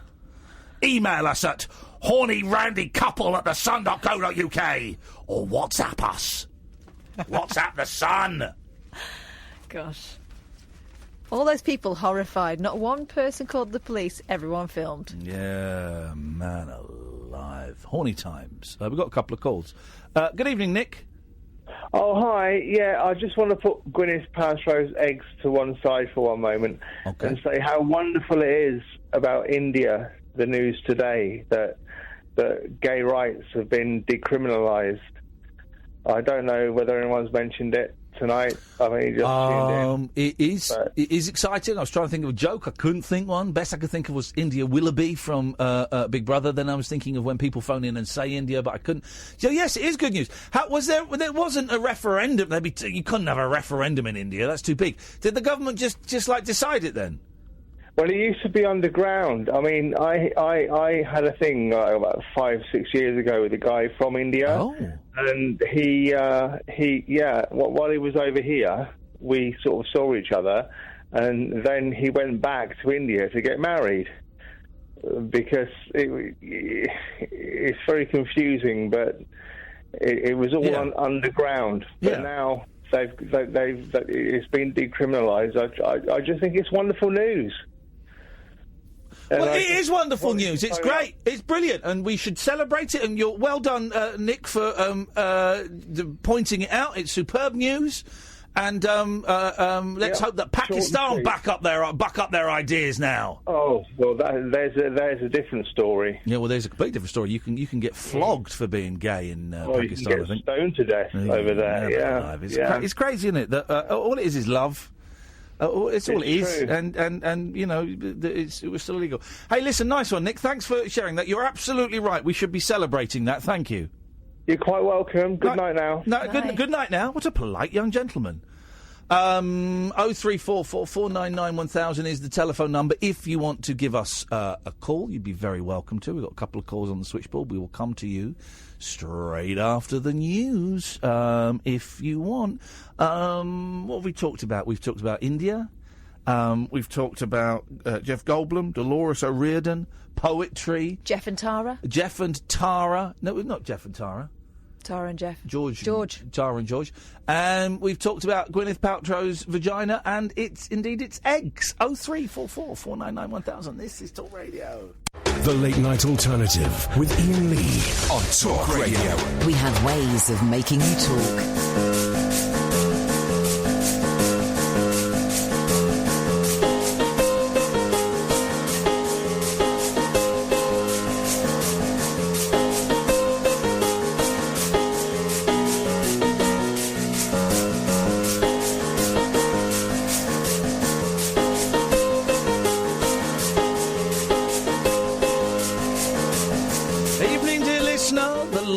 Alternative, weeknights from 10.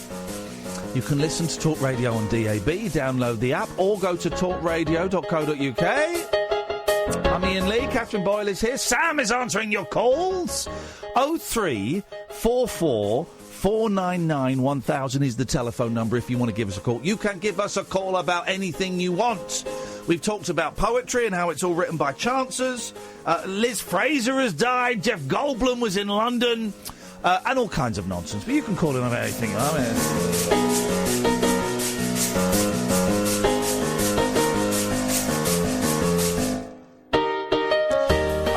I've been inspired by listening to the brilliant George and Tara.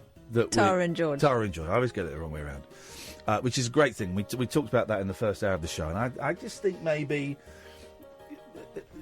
I can do things a little bit differently with some callers and recalibrate and hit the reset button on some callers that have called in the past that have that have issues, and maybe I'm going to try a slightly different way of handling some of those callers, including some people that I've said I don't want to talk to anymore. Okay, so this could be a disaster, or it might not be. So regular listeners will know that we banned Alistar from calling in a while ago because he called me an effing C. And because he's an alcoholic and he calls in and sometimes he's fun and sometimes he's an arse, sometimes he's aggressive and sometimes he's charming, you know. And the effing C was the final thing. And he's been banned for what, a couple of months? Something like that? Are you talking or not talking? I'm waiting. Okay, well, just, just ask your question, so a little bit of... A few months, yeah. Yeah, okay. But he keeps calling in. So I've kind of thought, well, let's see where this goes. Let's show some compassion, is what I'm saying. So, Alistar. Hello? Hello, Alistar. How are you? Excellent. How are you? Unfortunately, I'm still drinking. But what I want to say is I apologise to you and Catherine and the listeners about what I said. I am okay. Well, listen, that's sorry. Okay, that's fine. I suspect it's going to happen again at some point, and calling us effing C's when we have shown incredible amounts of time with you is unacceptable. I also noticed that a few weeks ago you were tweeting someone quite unpleasant stuff about me, someone who'd been quite aggressive. I'm not going to mention his name, but someone who'd been quite nasty about me online. You were kind of tweeting him stuff as well about me. So that's fine. If that's what you want to do, I'm not going to tell you what to tweet. I'm not going to tell you what to say. I'm going to keep you blocked on Twitter. But I am going to let you call up from time to time. You call up, and I'm going to let you on the air from time to time, and we'll see how it goes. Yeah. Okay, man. All right, so what have you called in for? Just because, I've still got issues, as you've said. And I'm a bit lost at the moment. Okay, well, what are you doing to address those issues? Well, that's the thing. You're not doing anything? No, I'm not. Okay, well, what do you want me to do about it? Well, nothing. I mean, I don't want you to do anything about it. Okay, so why have you phoned up to tell me about it? Well, because I've told you my story. I've told you my story. I told you what worked for me. I've made suggestions, and you have chosen not to act on any of that, and that's your prerogative. We'll never tell you what to do, but I've told you what works for me. You've chosen not to follow that way. So I don't know what else I can say. I'm not going to sit here and dab your forehead with a wet flannel while you do the whole "woe is me, my life is ruined" kind of thing. Because that doesn't serve anybody. It doesn't help you, and it's not the role I choose in life. Okay, I understand. Yeah. It's up to you to do something. It's up to you to do something. Yeah, I agree. I'm very, I am very weak, and I have done things in the past which have helped. Okay. You were also very sexually aggressive to at least one of my female listeners on Twitter as well, and I just want to flag up that I'm aware of that. When we are intoxicated, we are unable to control our actions. Okay, I get that, but we're still responsible for those actions. Do you know what I mean? Yes. Can't control them, but they're still our responsibility. Yeah. Can't control the fact that you can't control the fact that you smashed a vase when you were pissed, but it's your job to clear up that vase and possibly replace it. Yes. Yeah, I understand. Okay. So, at the end of the day, the reason I listen to your show, I've listened to your show every day, and I love what you and Kath do, but I understand that for me personally, I have issues, and I understand if you want for me not to call you again. No, hang on a minute. Well, you don't understand that, because we did ban you 2 months ago, and yet you called in every other night. What I'm saying is you can call in, but I will not let you on every night. I will, if I feel that you're getting aggy with me or that you're being drunk or obnoxious, I'll cut you off. If there's any of the effing C again, you'll get cut off. And also, I'm not going to sit here and listen to your tales of woe if you're not prepared to do anything about it. Because I think that if I just sit here and listen to you going, "Oh, woe is me," and my life is shit, and I can't stop drinking, well, I think in some ways I'm enabling you by doing that. I've told you how I got sober and clean, and you've chosen not to do that. That's fine, man. That's fine. Well, I don't know what else I can tell you in terms of you getting sober. I mean, the only thing... I mean, I understand what you're saying. But the only thing... I mean, you must understand it's hard, man. No, no, it's not hard, is it? What, getting off gear and booze is hard? No, you're joking. Is it? Oh, I hadn't realised. I didn't realise, Alistar, when I was naked with blood pouring out of my nose and curtains nailed to a window, watching porn on a loop for 3 days in a row. I didn't realise it was hard to get clean and sober from that.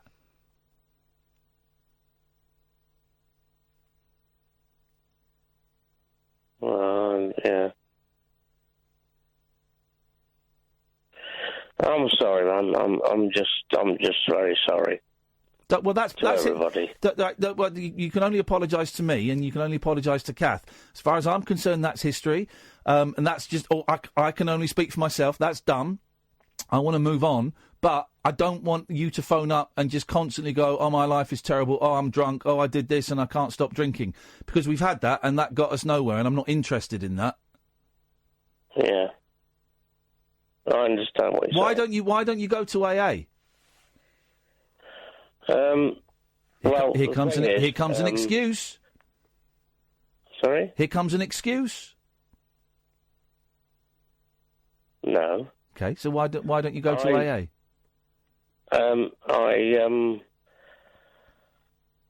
Like I said, I had 8 months off drink, and I was in counselling.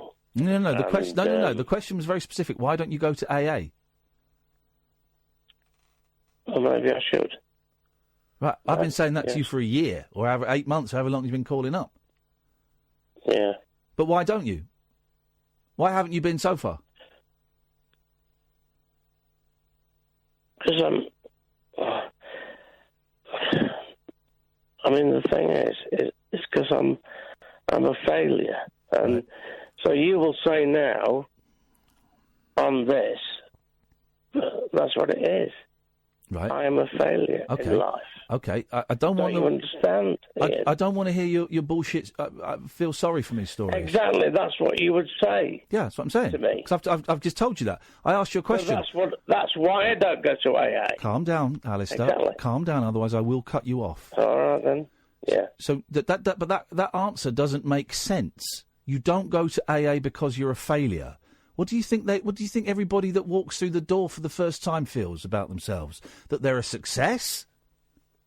You don't go to your first AA or NA or SA or CA or GA or OA meeting feeling that you are a success in life.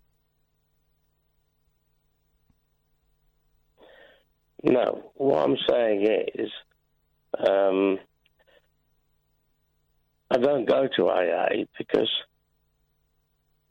there's no way that I can better myself. Okay, fine. If that's what you think. Good luck. Yeah. At the moment, that's what I'm thinking. Okay, well, good luck. Good luck then. Thanks for the call. Cheers, bud. Good night. Bye-bye.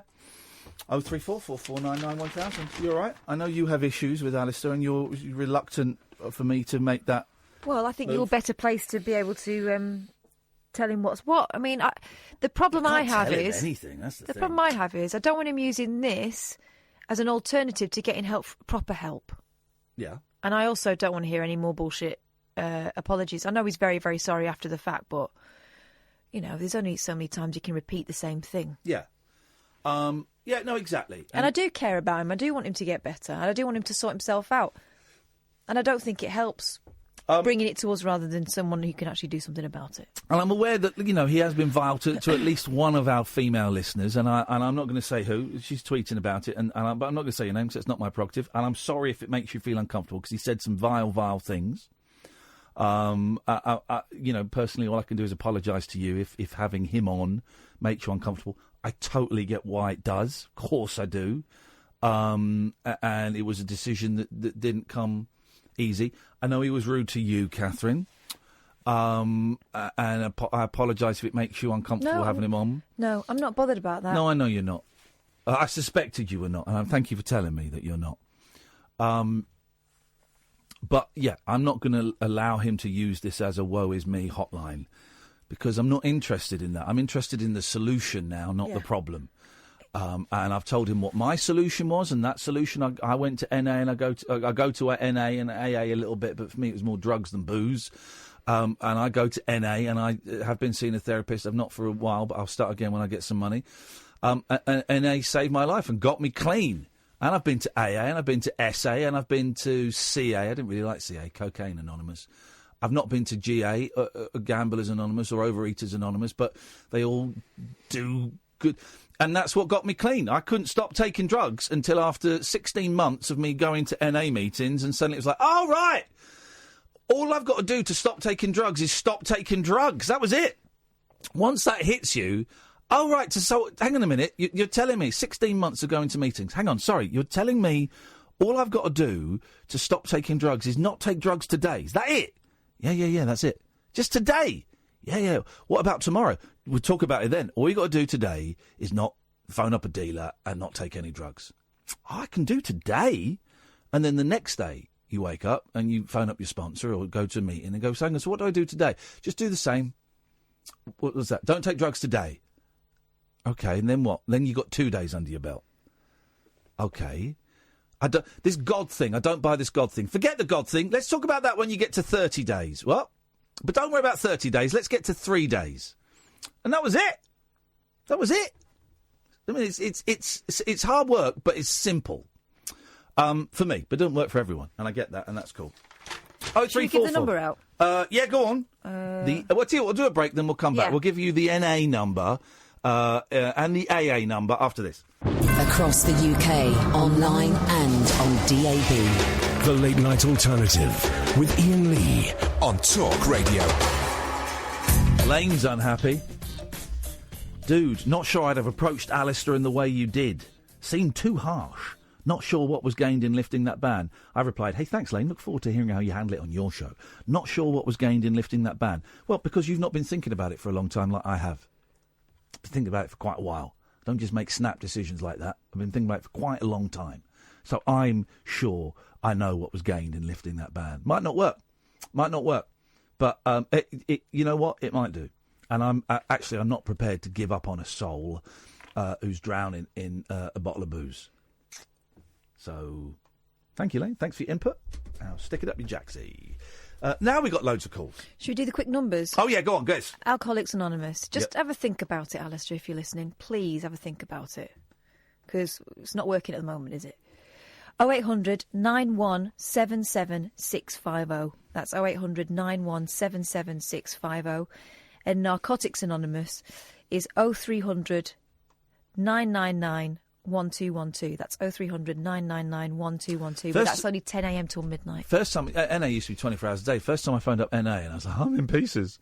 And it was mainly because I was about to get busted by my girlfriend for being a junkie. This is why I phoned NA the first time, because I thought, I did all the maths. I thought, I'm going to get busted because she's coming back from a weekend away early and she's going to see the carnage I've created. So I better look like I'm doing something. So I phoned up NA and I spoke to this really nice guy who said, well, where are you? I'm in North London. He said, well, there's a meeting in Chelsea tonight. There's a meeting near you tonight if you want to go. I said, I don't think I can go on my own. He said, well, there's a meeting in Chelsea tonight that I'm going to. Can you get to Chelsea and I'll meet you at the station and I'll drive you there? I was like, oh, yeah, I suppose so. And this met this stranger and he drove me to a meeting and it was weird. Good evening, Ricardo. Oh, hello. Hello, Ricardo. Hello. Yeah. Yes. Yes, sir. Yeah. Right. Here we go. Let's do it. I just want to talk about anything, really. Here we go. Talk. Yeah. I'm here, brother. I've been listening to your show. Ricardo, is this Ricardo from the Elephant and Castle? I said I live near Kent, near a train station. Okay, Kent train station. Okay, yes, I know it. There's a train station there. Kent train station. Yes, I kissed my first girl there. Did you? Yeah, Kent train station, Kent Central. Did you have lipstick on? I did have lipstick on. Yes. What colour was it? It was with green. Yes, man. You've got the laugh of a lady, and I love it so much. My first kiss was when I was 15, and it was on the steps of Slough bus station with Kerry, and it was magical. It was magical. I don't believe you. I don't believe a word you're saying. Sorry? I think you're a virgin. What? Virgin flyer. A virgin flyer? Yeah, that flies. Well, hang on a minute. Even if I'd kissed a girl, that doesn't mean I've had sexual intercourse. So I could still have kissed a girl and be a virgin. You're saying I'm a tongue virgin. Oh God. Is that what you're saying? I'm a tongue virgin flyer. No, Charles Branson. Charles Branson. You notice I don't use. Didn't Charles Branson kill Sharon Tate? No, he's the. Is it, am I saying it right? Richard Manson. Virgin. Richard Manson. Richard Manson from the Virgin Flyer. Yeah, Richard Manson. Yes. Why have you always got this? Socialising with women on the mind all the time. Sorry. Why do you have it? I think he's trying to say sex. Well, I talked about kissing. You talked about sex. You jumped from a snog to intercourse. No, you started it first. You said that you kissed a girl. Yeah, and then you told me that I'd never put my willy inside a lady. So you said I could sue you for that, but I've got no evidence that I have done it. Oh, apart from my children! Mind you, are you a proud person? What do you mean? If you don't mind me asking that. Would you say you're a proud person? No. You're not? I am not. I am not proud. It's about time you start wearing shoes, then, isn't it? In the sixth dimension, that is a great joke. Unfortunately, in this dimension, that don't mean nothing. Okay. No, you're hearing it from the horse's mouth, as they say. Wow, it's a talking horse. All the things that I say is what comes to my mind. Okay, Mr. Anyway, yes. I've got a thing about people who don't complain enough, and I think that people don't complain enough. Yeah, because this call is lousy. This is one of the worst calls. Who writes your material, Ricardo? Because this is one of the worst calls I have ever had the misfortune to take on my award-winning radio show. I'm inspired by I would say that. Well, I would just say that I give thanks to the Lord, right? And I don't like to use foul language. Right now. I'm not a man who likes to swear, but I never cared for the sound of being alone. I am sick. Get this right. I want to say hello to the lady. There's a lady? You got a lady in the. That ain't no lady. That's my producer. Okay, producer or whatever. But I just want to say hello. Hello, Ricardo. Hello. Can I say hello to the lady, Ricardo? Yes, you may. Hello, lady. You've been talking to her all night. Say again. I've never said hello to her in my life. I'm going to do it now. Hello, lady. Up yours. Oh! And you have to say you love her as well. No, well, hang on a minute. She's not signed the contract on my willy. I'm fresh out of pens. Have you got a tattoo on your body by any chance? I've got a tattoo or three. Yeah, well, are those ones that rub off? No, I've got real tattoos. No, you should get the ones that rub off. Oh, now he tells me. I've got the real ones. I have got the signature of David Beckham tattooed on my body. Do you know where? I don't want to know your personal... Do you want to know where I've got it? And this is absolutely true. Kath has seen it. I do not want to know. Do you know what a taint is? Oh, God, I have not seen that. What's that? Do you know what a perineum is? I'm not that educated. Okay, it's the little bit of skin between the bum hole and the balls. And I have got David Beckham's signature tattooed on there. What a night that was, Ricardo! Bullocks and cows are two different things. They live on the farm. Did you know that? I do know that because I've got a farm. So you can use these nice words like that. Bullocks, when you feel a bit annoyed, you just say bullocks. Or you say rollocks. Cows. Rollocks. Shut the front door. No, you just say bullocks and cows.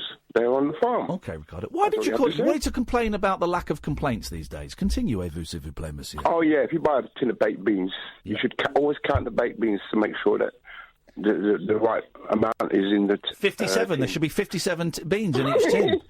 In it. In it. In it. Say in it. In it. Thank you. Oh, right. I'm going to add that to my collection of weirdos saying in it. And, right, I'll change the subject. It's again, a great collection. You know what a respectable room is? The respectable room? Yeah, not my bedroom on a Friday night! God. A respectable... It's the prayer room at an airport. Have you ever been into... It's a multi-faith prayer room at an airport. Have you ever been where into Jews and Muslims and Christians can kneel and bow together in peace, but they're all giving each other dirty glances, thinking, "This is my room. You shouldn't be here." Oh yeah. You know, there's you was talking about. Sit on the pews. Get off the rug. Huh? You was talking about here earlier on. Here. You know, and some men, they seem to have their heads go bald. Yes. I think it's due to when they were younger, they never used to do handstands enough at school. Thanks for your call, Ricardo. That was absolutely incredible. It's like talking to a bouncy ball. Let's go to Joe. Good evening, Joe. Joe? Hello, Joe. Turn your radio off. Okay. I just wanted the number for... I've been listening to the show. Yes, sir. I wanted the number for NA. Narcotics Anonymous? Yeah. Have you got a pen and paper? Yeah. 0300... Yeah. 999... Yeah. 1212. But it's only open now between 10 and midnight, so it closed half an hour ago. But do you know what? I'd give it a call anyway, because you never know, you might have got... They used to do it... Because I did it a few times. You used to be able to get the phone calls diverted to your phone, because I did it once or twice. Yeah. So give them a call. I mean, I don't agree with what the other guy was saying. Like, I mean, the help there is the one picture, you know what I mean? Joe, just move the phone a bit, because you're a bit muffled, brother. I say, I didn't agree with what the other guy says, like, because I think like the help's there if you want it. Do you know what I mean? Yeah, I do. How are you doing? I'm not good. Like, I've just finished work and that, like. Yeah. And 41 now, man. I just want to change my life, like, because my head's like a proper mess, man. Yeah. Like, I've had like coke today, like even like about 10 minutes ago, like sitting in the car. Yeah. And who's waiting for you at home? Well, I'm in my car, like, but obviously my partner don't know about the drugs. Well, she kind of does, like, but she thinks you like to party every now and then, but she doesn't know that maybe you're doing it a little bit more than just at weekends. No. Yeah. Exactly. Yeah. Yeah. You got any kids? Yeah, I got 3, yeah. How old are you? You're 3-year-old? No, I've got 3 children. 3 kids? How old are your kids, man? 19, 18 and 14. Ah, man. Listen, NA works. It worked for me. Doesn't work for everyone, but it worked for me. And that you can also talk to your doctor as well in confidence. Your GP won't tell the police or anyone. And also, just so that everyone knows, if you phone up NA, you're not speaking to a doctor or a therapist or a cop or anything. You're speaking to another addict. You're speaking to someone who's got at least 1 year clean doing what is suggested in NA. And it's completely secret. You can withhold your number. You can give them a fake name. It doesn't matter. They don't know who you are. I mean, I haven't been in touch with them for, like, but I know it works, because I stopped everything myself for, like, 3.5 years. Yeah. But, went back out again, thinking I was, like, missing out. So how long did you get clean when you were in there before? 3.5 years. 3.5 years? Yeah. And how long have you been out there again? About 4 years. So. And what's it like out there? Just got back to the way it was before. Yeah. Well, this is brilliant, man. If you've got 3.5 years, you can do it again. You can do it again. I had a relapse after years. I'm doing it again. You just feel shit though, like, for it, you know what I mean? Yeah. And the drugs you're not even getting high anymore. No. Dude, you've got this one, Joe. You can do this. You know you've done it before. You can do it again. Give them a call. Try and give them a call now. Give them a call in the morning if you don't speak to someone tonight. Try and get to a meeting tomorrow. Well, I'm at work tomorrow on afternoon. That's all right. All right. Where are you? Don't tell me where, but are you in London? No. Okay. All right. Are you near? Are you in or near like a big town or city? Yeah, there's thousands. All right. All right. Well, then, See if you can get to a meeting soon. I'd really suggest trying to get to one tomorrow. If you phone in sick, I know it's easier said than done, or if you go to an early morning one or one later in the evening, or they even do meetings online now. You can Skype into meetings, or you can log on to a chat room. I wanted to phone in, like, just to get a perspective on it, like, really, like, just have a chat, really, like, but, I'm going to do something about it, man. I just can't live this way anymore, like, You can't, man. You can't. It's shit, life. Yeah. You can do this, brother. I know you can. I really appreciate your call, Joe, and I know a lot of listeners will appreciate it as well. So best of luck. Why don't you give us a call tomorrow if you can, or tomorrow is Friday, isn't it? Flipping heck, the week's flown by. Give us a call tomorrow or next week, Joe, if you feel like it, and just let us know how you're getting on. Okay. Well, I've got the number to the show now anyway. Brilliant, man. I have to get a better paper. I look forward to speaking to you again. Try and get home and try and get your head down if you can. Okay, mate. All right, man. Take care. See you later. Bye. And that's it. Do you know what? That's why it was worth talking to Alistar. Yeah, exactly. And that's it. You know, people think you've got to be a junkie. You've got to be injecting heroin, stealing old ladies' purses, or, you know, getting fake prescriptions and stuff. No, it's a fella who can't stop doing coke. And it's not like he's not completely white. He's finished work. He wants to go home to bed, and he can't. He's sat in his car doing coke, and he can't stop. He wants to go home and go to bed with his missus, and he can't. He's powerless. That's addiction. You got this one, Joe. You got this one. I know it. Let's go to... everyone's calling in now. You were right, Catherine Boyle. As ever. No, let's go to Oliver. Good evening, Oliver. Hi, Ian and Kath. Hey, Oliver. You're talking about poetry earlier. Yes. I don't know if you saw I wrote a poem for you, Ian. I didn't, because I've muted you. It's so horrible. What would you like to give us the poem? Okay, it's a bit rude. I'm not sure the words are allowed. Okay, Oliver. Let's hear. Can you substitute them for allowed words? They might be allowed. They're quite soft. Okay. In their rudeness. Ian Lee, you're taller than a tree. It's probably why before you became an old codger, you could bend over and lick your own todger. You were fearful this made you homosexual, but you were just doing what everyone would if they were flexible. Okay. What that is, that's Shakespearean trolling. That is the oldest. Chaucer was the first ever troll known to mankind, and what Oliver is doing is carrying on that tradition of trolling, and that's bullying, Oliver. That's also true. Well, it is true. I could my own thing, but that is bullying, Oliver. That is trolling, and if I ever meet you, I'm going to beat the crap out of you. How do you feel about that? Well, I was just highlighting... Get lost! People like that make me puke.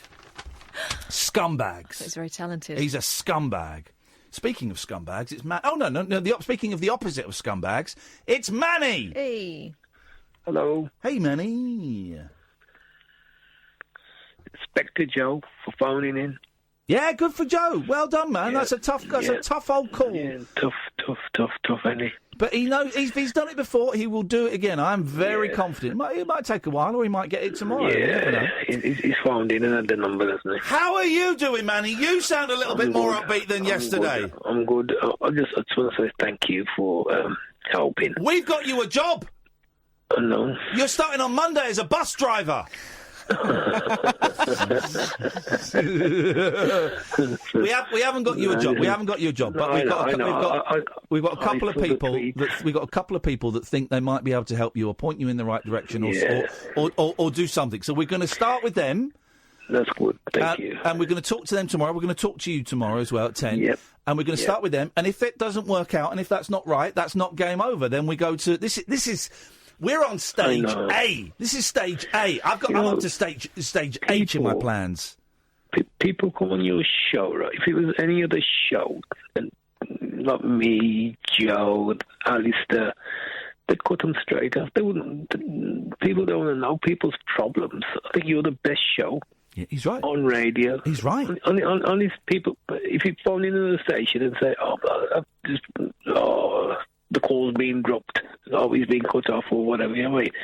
I think you're the only... Oh, unfortunately, we lost Manny's call there because it was boring and miserable. I'm joking. You're back. I cut you off, Manny, but you're back. You're the only pair that actually do listen and care about your listeners? Well, I think there are a couple of exceptions. But I appreciate your kind words. But I'm not having you top yourself because you can't get a job. We can sort that out.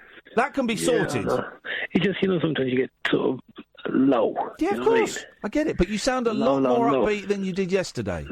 Not drinking anymore, so that's a good thing. I think that's really important for you, man. That's when you start. That's when you start, getting the knives out and start getting in a very, very dark place. But I get why. I haven't had a drink for 6 months nearly now. Well done, good.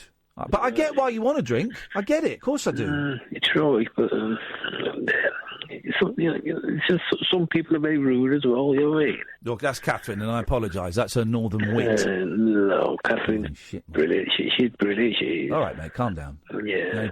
Now you've been stupid. And then that Scottish man who was, slagging you off. The Scottish man? Yeah. Paul Ross? No. The guy, the boring guy on at the weekends? No. The one who was on earlier. When John Leslie? No. Ken. Oh, Ken. Ken. Yeah, I'll have a chat with Ken, but he needs to stop lying about me. I don't slag off Jesus. It's a lie. Yeah. It's a lie. Yeah. But I don't know. I think he's got a problem, hasn't he? I don't know, and I wouldn't like to make a judgment. I'm not a doctor. I'm happy to talk to Ken, but he's got to stop lying about me. I think Ken likes to be the only one who is right, and everyone has to be wrong. Yeah. I think the Archbishop of Canterbury wouldn't be Christian enough for him. Yeah.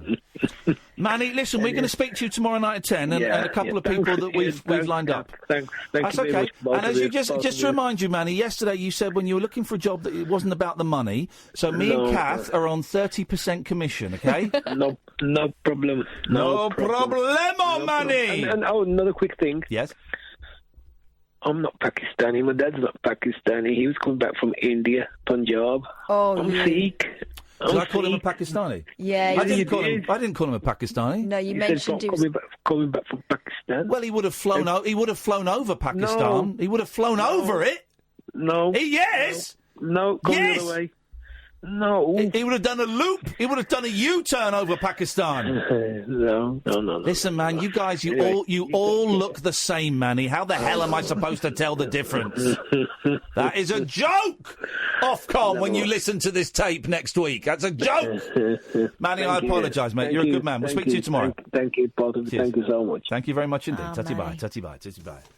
He sounds better than he did yesterday, which is great. That's the first step. We're going to sort him out. This is the Late Night Alternative, 0344 499 1000. This is Talk Radio. Putting the world to rights. You're a the fan. Matthew Wright Show starts Monday afternoon from 1. Always look on the right side of life. You're a fan. Talk Radio. Do-do. Aren't you supposed to be whistling? Well, I thought... Shag a pony. The radio show for people who know the best part of the day is the night. The Late Night Alternative with Iain Lee on Talk Radio. We'll get you talking. 0344 499 1000 till 1 o'clock, guys. Then it's Paul Ross. I'm going home, going to bed. Tired. Very tired. Made a big life choice today. I moved the stereo that my NADS, my stacking music centre, the hi-fi, the sound system from the office to the living room. Because in the office I got the computer, got all the songs on the computer. So what am I going to play the songs on the stereo for? No, you got enough fat beats. Yay! Now I can have fat beats in the living room while I sit and read a book or write a poem for a lady about how much I love her back. What? Oh, my darling, I love your back. Makes me want to scratch my sack. Now, I can do poems better than Shakespeare. Let's go to Pablo. Good evening, Pablo. Hip, hip, hip, how do? Very, very well, sir. The force was weak in the first 2 hours, is strong in the last hour. Let's all celebrate. Huzzah! May I also say hello to the lady? Can everyone stop calling me that, please? Hey, I feel like a fraud. Hey, she's a female pal. Let's get that Well, right. I'm pal stretching it. Kath, could you do me a favour? Could you pull my finger? Certainly not. Go on. I know you did one before when I came in, by the way. It was like walking through a butcher's curtain. My finger hurts. You know about butcher's curtains. What's that even mean, mate? know. I'm not pulling it. Please, this isn't what you think it is. It totally is. It isn't. I've got You're finger. even lifting a cheek. I've got finger cramp. Please, please. Oh, How's that finger cramp? If I smell that, you're dead. And you're leaving it for Paul Ross, which is very antisocial. He's antisocial. Good evening, Pablo. What the hell do you want, man? No, it's just obviously sad news about Burt Reynolds and whatnot. No, it's sad news about Liz Fraser. Well, no, I noticed that as well, but I only noticed that whilst I was on the phone, so I haven't really... It's sad news about Not both time to those process guys. the sad news. Did Liz Fraser and Burt Reynolds ever work together? And if they did, imagine what that movie would be like. Absolutely marvellous. Well, partly that's kind of why I'm calling, because I kind of fell down a realisation rabbit hole, which is probably obvious to everybody else, and once I did a bit more research, I realised why. But Charlie Borman, you know Charlie Borman? Yeah, of course I do, man, yes. Yeah, motorcycle fella with Ewan McGregor, like... I met him. I did Loose Ends with him, Charlie Borman, yeah. He's got funny teeth, hasn't he? Like remember his teeth. He was a very, teeth very... that make me laugh. They're little. Very, very nice. Milk teeth. With gaps. I don't remember his teeth. I remember he's a really, really nice guy, yes. Well, I hadn't realised... I mean, I only knew him as just kind of that posh fellow with a bike who was mates with Ewan McGregor, basically. Yeah. But he was in Deliverance with Burt Reynolds. He would have been like 3. Yeah, he played... was it Bud's little boy, like the blonde-haired little boy? Did he really? Well, and he was also Mordred in Excalibur. Oh, I've not seen that film for years, Excalibur. They showed Excalibur when I was about 14 at school. Yeah. And we all taped it, and you saw a really lovely bare bum in it. Quite near the beginning. Yeah. I think, was it? I don't know, but that was as a 14-year-old boy, that film, that was an education. I don't know if I could watch it now, but that was a great film. He's got milk teeth, yeah. He looks like Richard Herring with milk teeth. He does. Well, he's apparently Richard Herring often bemoans the fact that he's often mistaken for Charlie Borman. Okay, who is Richard Herring? Yes, apparently. Oh. So he says. Okay. But then I realised I was looking further and said he's been in a lot of films, especially when he was younger. Then I realised his dad is John Borman, the guy who directed. Oh, I see. The old nepotism. I've not got a problem with nepotism. Of course, you're going to help your kids out to try and get them a leg up. And quite often, kids want to work in the same industry as their mum or dad. So, of course, you say, well, yeah, come in one day and we'll see if we can find you something to do for the afternoon. Yeah, you know. So the realisation hit me. It was the same as when I realised that Jay Rayner and Claire Rayner were son and mother. Yeah, and we used to have the other Rayner. What was his name? The car guy. I want to say Alex. No, Billy, Brian, Stephen, Jeffrey. We'll get in there. Glenn, Emmanuel, Chris. No, it seems that Jay Rayner and Amanda Rayner are Claire Rayner's kids, and she only got the 2. No. There was another son. There was a son because we had such and such Rayner, and he even sounded like Claire Rayner. And we weren't allowed to mention Jay Rayner to him because they'd fallen out. Oh, love, sweetie love, oh, love. Like Claire Rayner. Yeah. Oh, I once spoke to her on the phone. Oh, my lovey, what could I do for you, my lovey? I was trying to get her to come on to talk about something. She said, lovely, I'm afraid I've got a policy of never commenting on something I haven't seen. Forgive. I never forget that. She said, forgive, darling, forgive. Well, apparently a kind of breathiness. She had quite serious lung problems or something like that, and that's why she was... Stop talking. Sorry. Because Adam Rayner... Right, is he... Right. Is he related to them, then? You told me he was! I thought he was. You told me he was! It's the imposter all over again. You told me he was related. He was Claire Rayner's son, but we weren't to mention Jay Rayner to him. I never said that. I didn't know about a fallout. It wouldn't have been me. Because they'd fallen out. No, it wouldn't be me. Someone said it. Not me. Don't pin that right, shiz on me. He was a nice guy. I liked him. I thought it was funny. Who the hell is Adam Rayner? Now we've got an actor. Adam Rayner, the travel guy. No, Adam Rayner. Flipping it, it's Adam. Go to the Adam Rayner on Twitter. He's holding a big fish. That guy. He's from Watford. Or you can go to adamrayner.net. Well, this is awkward. Here we go. The UK's leading expert in extreme audio, from home cinema to car hi-fi, mad keen motoring and angling journalist, gives good radio and was the first Rayner foodie. So he's firing shots on his brother Jay. Across the bow. Or just a namesake. You told me. I never, because I don't know anything. The idea that they don't talk to each other is something that is alien to me. Mate, right, you're an idiot. So I've just Googled Jay Rayner siblings. Amanda Rayner, sister. Adam Rayner, brother. Well, he's not mentioned on Claire Rayner's wiki. Because they've fallen out. But Adam Rayner... Well, it doesn't say... We're not putting people on that have fallen out. Here we go. The son of late agony aunt, Claire Rayner, hits out at Royal Mail charges handling fee for birthday card and money. The son of Adam Rayner of Ashfield Avenue, Bushey... Wow. Said he waited... so anyway, yeah. So that's Adam Rayner, and he doesn't speak to Jay Rayner because they had a falling out. Oh, I don't know this. I Who's don't told know you that? You told me it. No, I never. Why are you doing this? I didn't do it. Hello, computer. Why are you doing this? Why are you doing Darling, this? it wasn't me. Forgive. Okay. Right, go away. You're a weirdo, Pablo. He You're a does it pervert, better Pablo. than I do. Hello, lovey. Yes, lovey. What you need to do, love, is just massage the end of it with your tongue. Gosh. She was good, Claire Rayner. She was. Who have we got now? Nana Rayburn.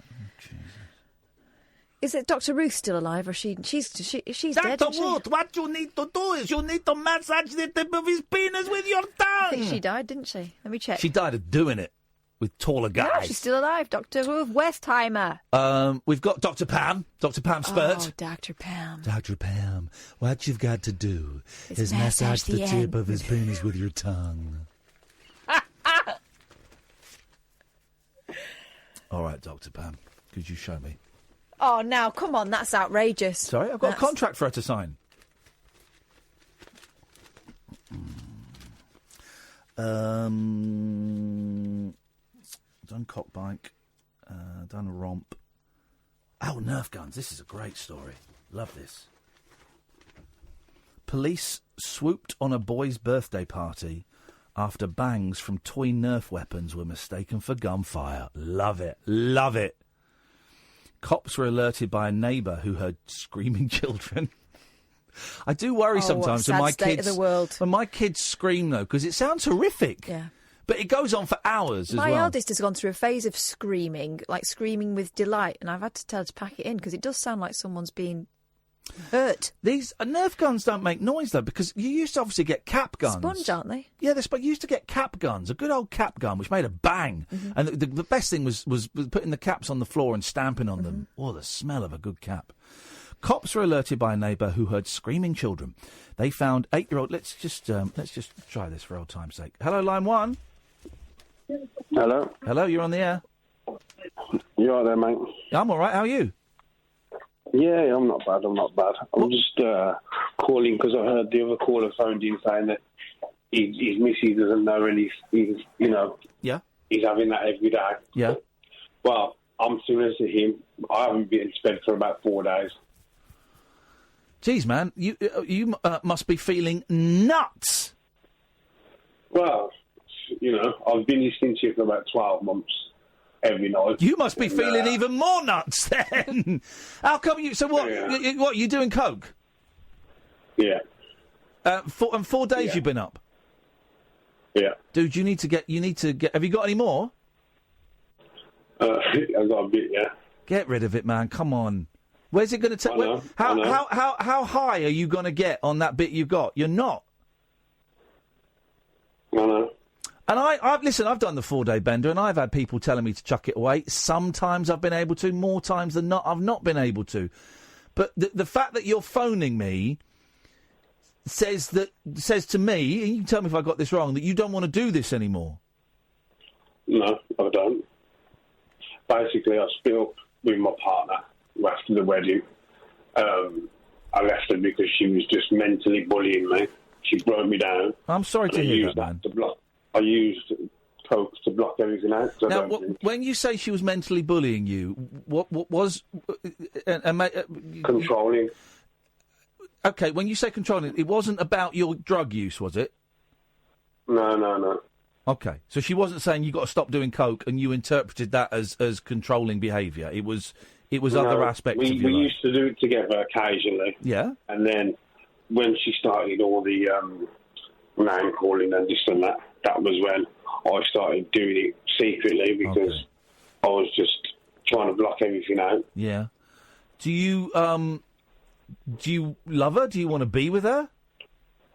No, I'm not with her now. Okay. I've got a new partner now. And does your new partner know about the coke? Yeah, but she's scared of losing me, so I know she won't say anything. Does she do? Does she? Tries to hide tonight. Does she do it with you? She doesn't do nothing. She don't drink. She don't smoke. Nothing. And how do you feel? She goes to bed at 10 o'clock every night. And you stay up, what, watching porn? Playing games? Nah, just internet, listening to you, 10 to 1. So what, because we're nearly out of time, but we can talk again tomorrow. What are we going to do about it? What are you going to do about it? Well, I've wanted to call you for ages, but I've never had the balls to do it. You've never been coked up enough to do it, and now you are. Yeah. That's a joke. I'm glad. Well, listen, man. I'm glad you've called up, and I see you calling from a withheld number, and that is cool as well. I didn't want to give my name. Yeah, of course not. That's why I've not asked you your name. I don't care. It's not important right now. So, what are you going to do? We've only got 2 minutes before Paul comes in. Come in, Paul. What do we do now? What's the next step? Try and sleep, I suppose. And how's that going to be, man? Oh, no, yeah. I just need to... even when I'm not staying up for the days, I'm having it every single day. Yeah, I'm surprised I'm not dead, to be fair. Yeah. Well, you will be eventually. Jails, institutions, and death. So what are you going to do to stop? This is where I don't know where to go for help. I don't want to... I'm embarrassed about it, if I'm honest. Yeah. I get the embarrassment, and I bet there's a lot of shame in there as well. Yeah. Have you got a pen and paper?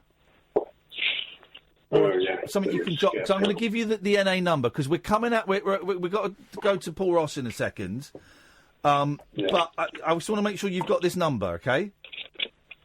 Yeah, I'm just trying to find a pen. 1 second. Be with you in a second, Paul. No worries. A poor lost soul here who just needs a little nudge in the right direction. Yeah. Right. 0300. Yeah. 999. Police. No, it's not the police, you muppets. I'm not going to give the number of the police, so you coked up. Oh, no. 1212. Yeah. Can you read it back to me? 0300 999 1212. Give them a call now, although I think they'll be closed. But give them a call in the morning after 10. I've got to go. Can we speak tomorrow? This is the thing. When I feel all right, I won't ring them. I know. It's when you get to a certain stage and you have that much, that's when you can talk to someone. Dude. There's no one there to talk to. Give them a call tomorrow. We'll try him now. I'm going to put the phone down now, and you're going to try him right now, OK? Yeah. Oh, no problem. Hopefully we'll speak tomorrow or next week. Yeah. All right, man, listen, love you, brother. You can do this. Paul, I'm so sorry. No worries. You've got 30 seconds, so sell, baby. Very moving story coming up. A man who's a soundscape artist who's worked with a hospice. He takes the Morse code of children's names who passed away. He combines it with birdsong, and they play it in the garden there for the parents. He adapts. Wow. He chooses the birds from the month the children have died, and it's working remarkably. It may be rolled out across hospices across the UK. We've got the first interview with the bloke. Flippin' heck, man. That's giving me shivers. That sounds incredible. Paul Ross is on at 1. We'll be back tonight at 10. Are you eating? Naughty boy.